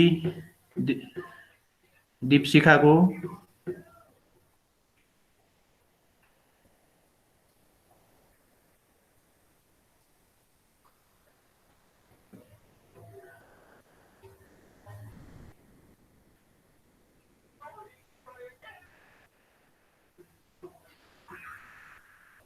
Now let them to know we are going to stop here. के छ खोइ? आजको लागि यति नै होला सर। यति नै हो, त्यही त भने मैले खोइ दुई तिन पुष्पालाई इम्सालाई सोधे कता यिनीहरू अन गरिराखेर हिँड्यो कि क्या हो? प्रतिष्ठा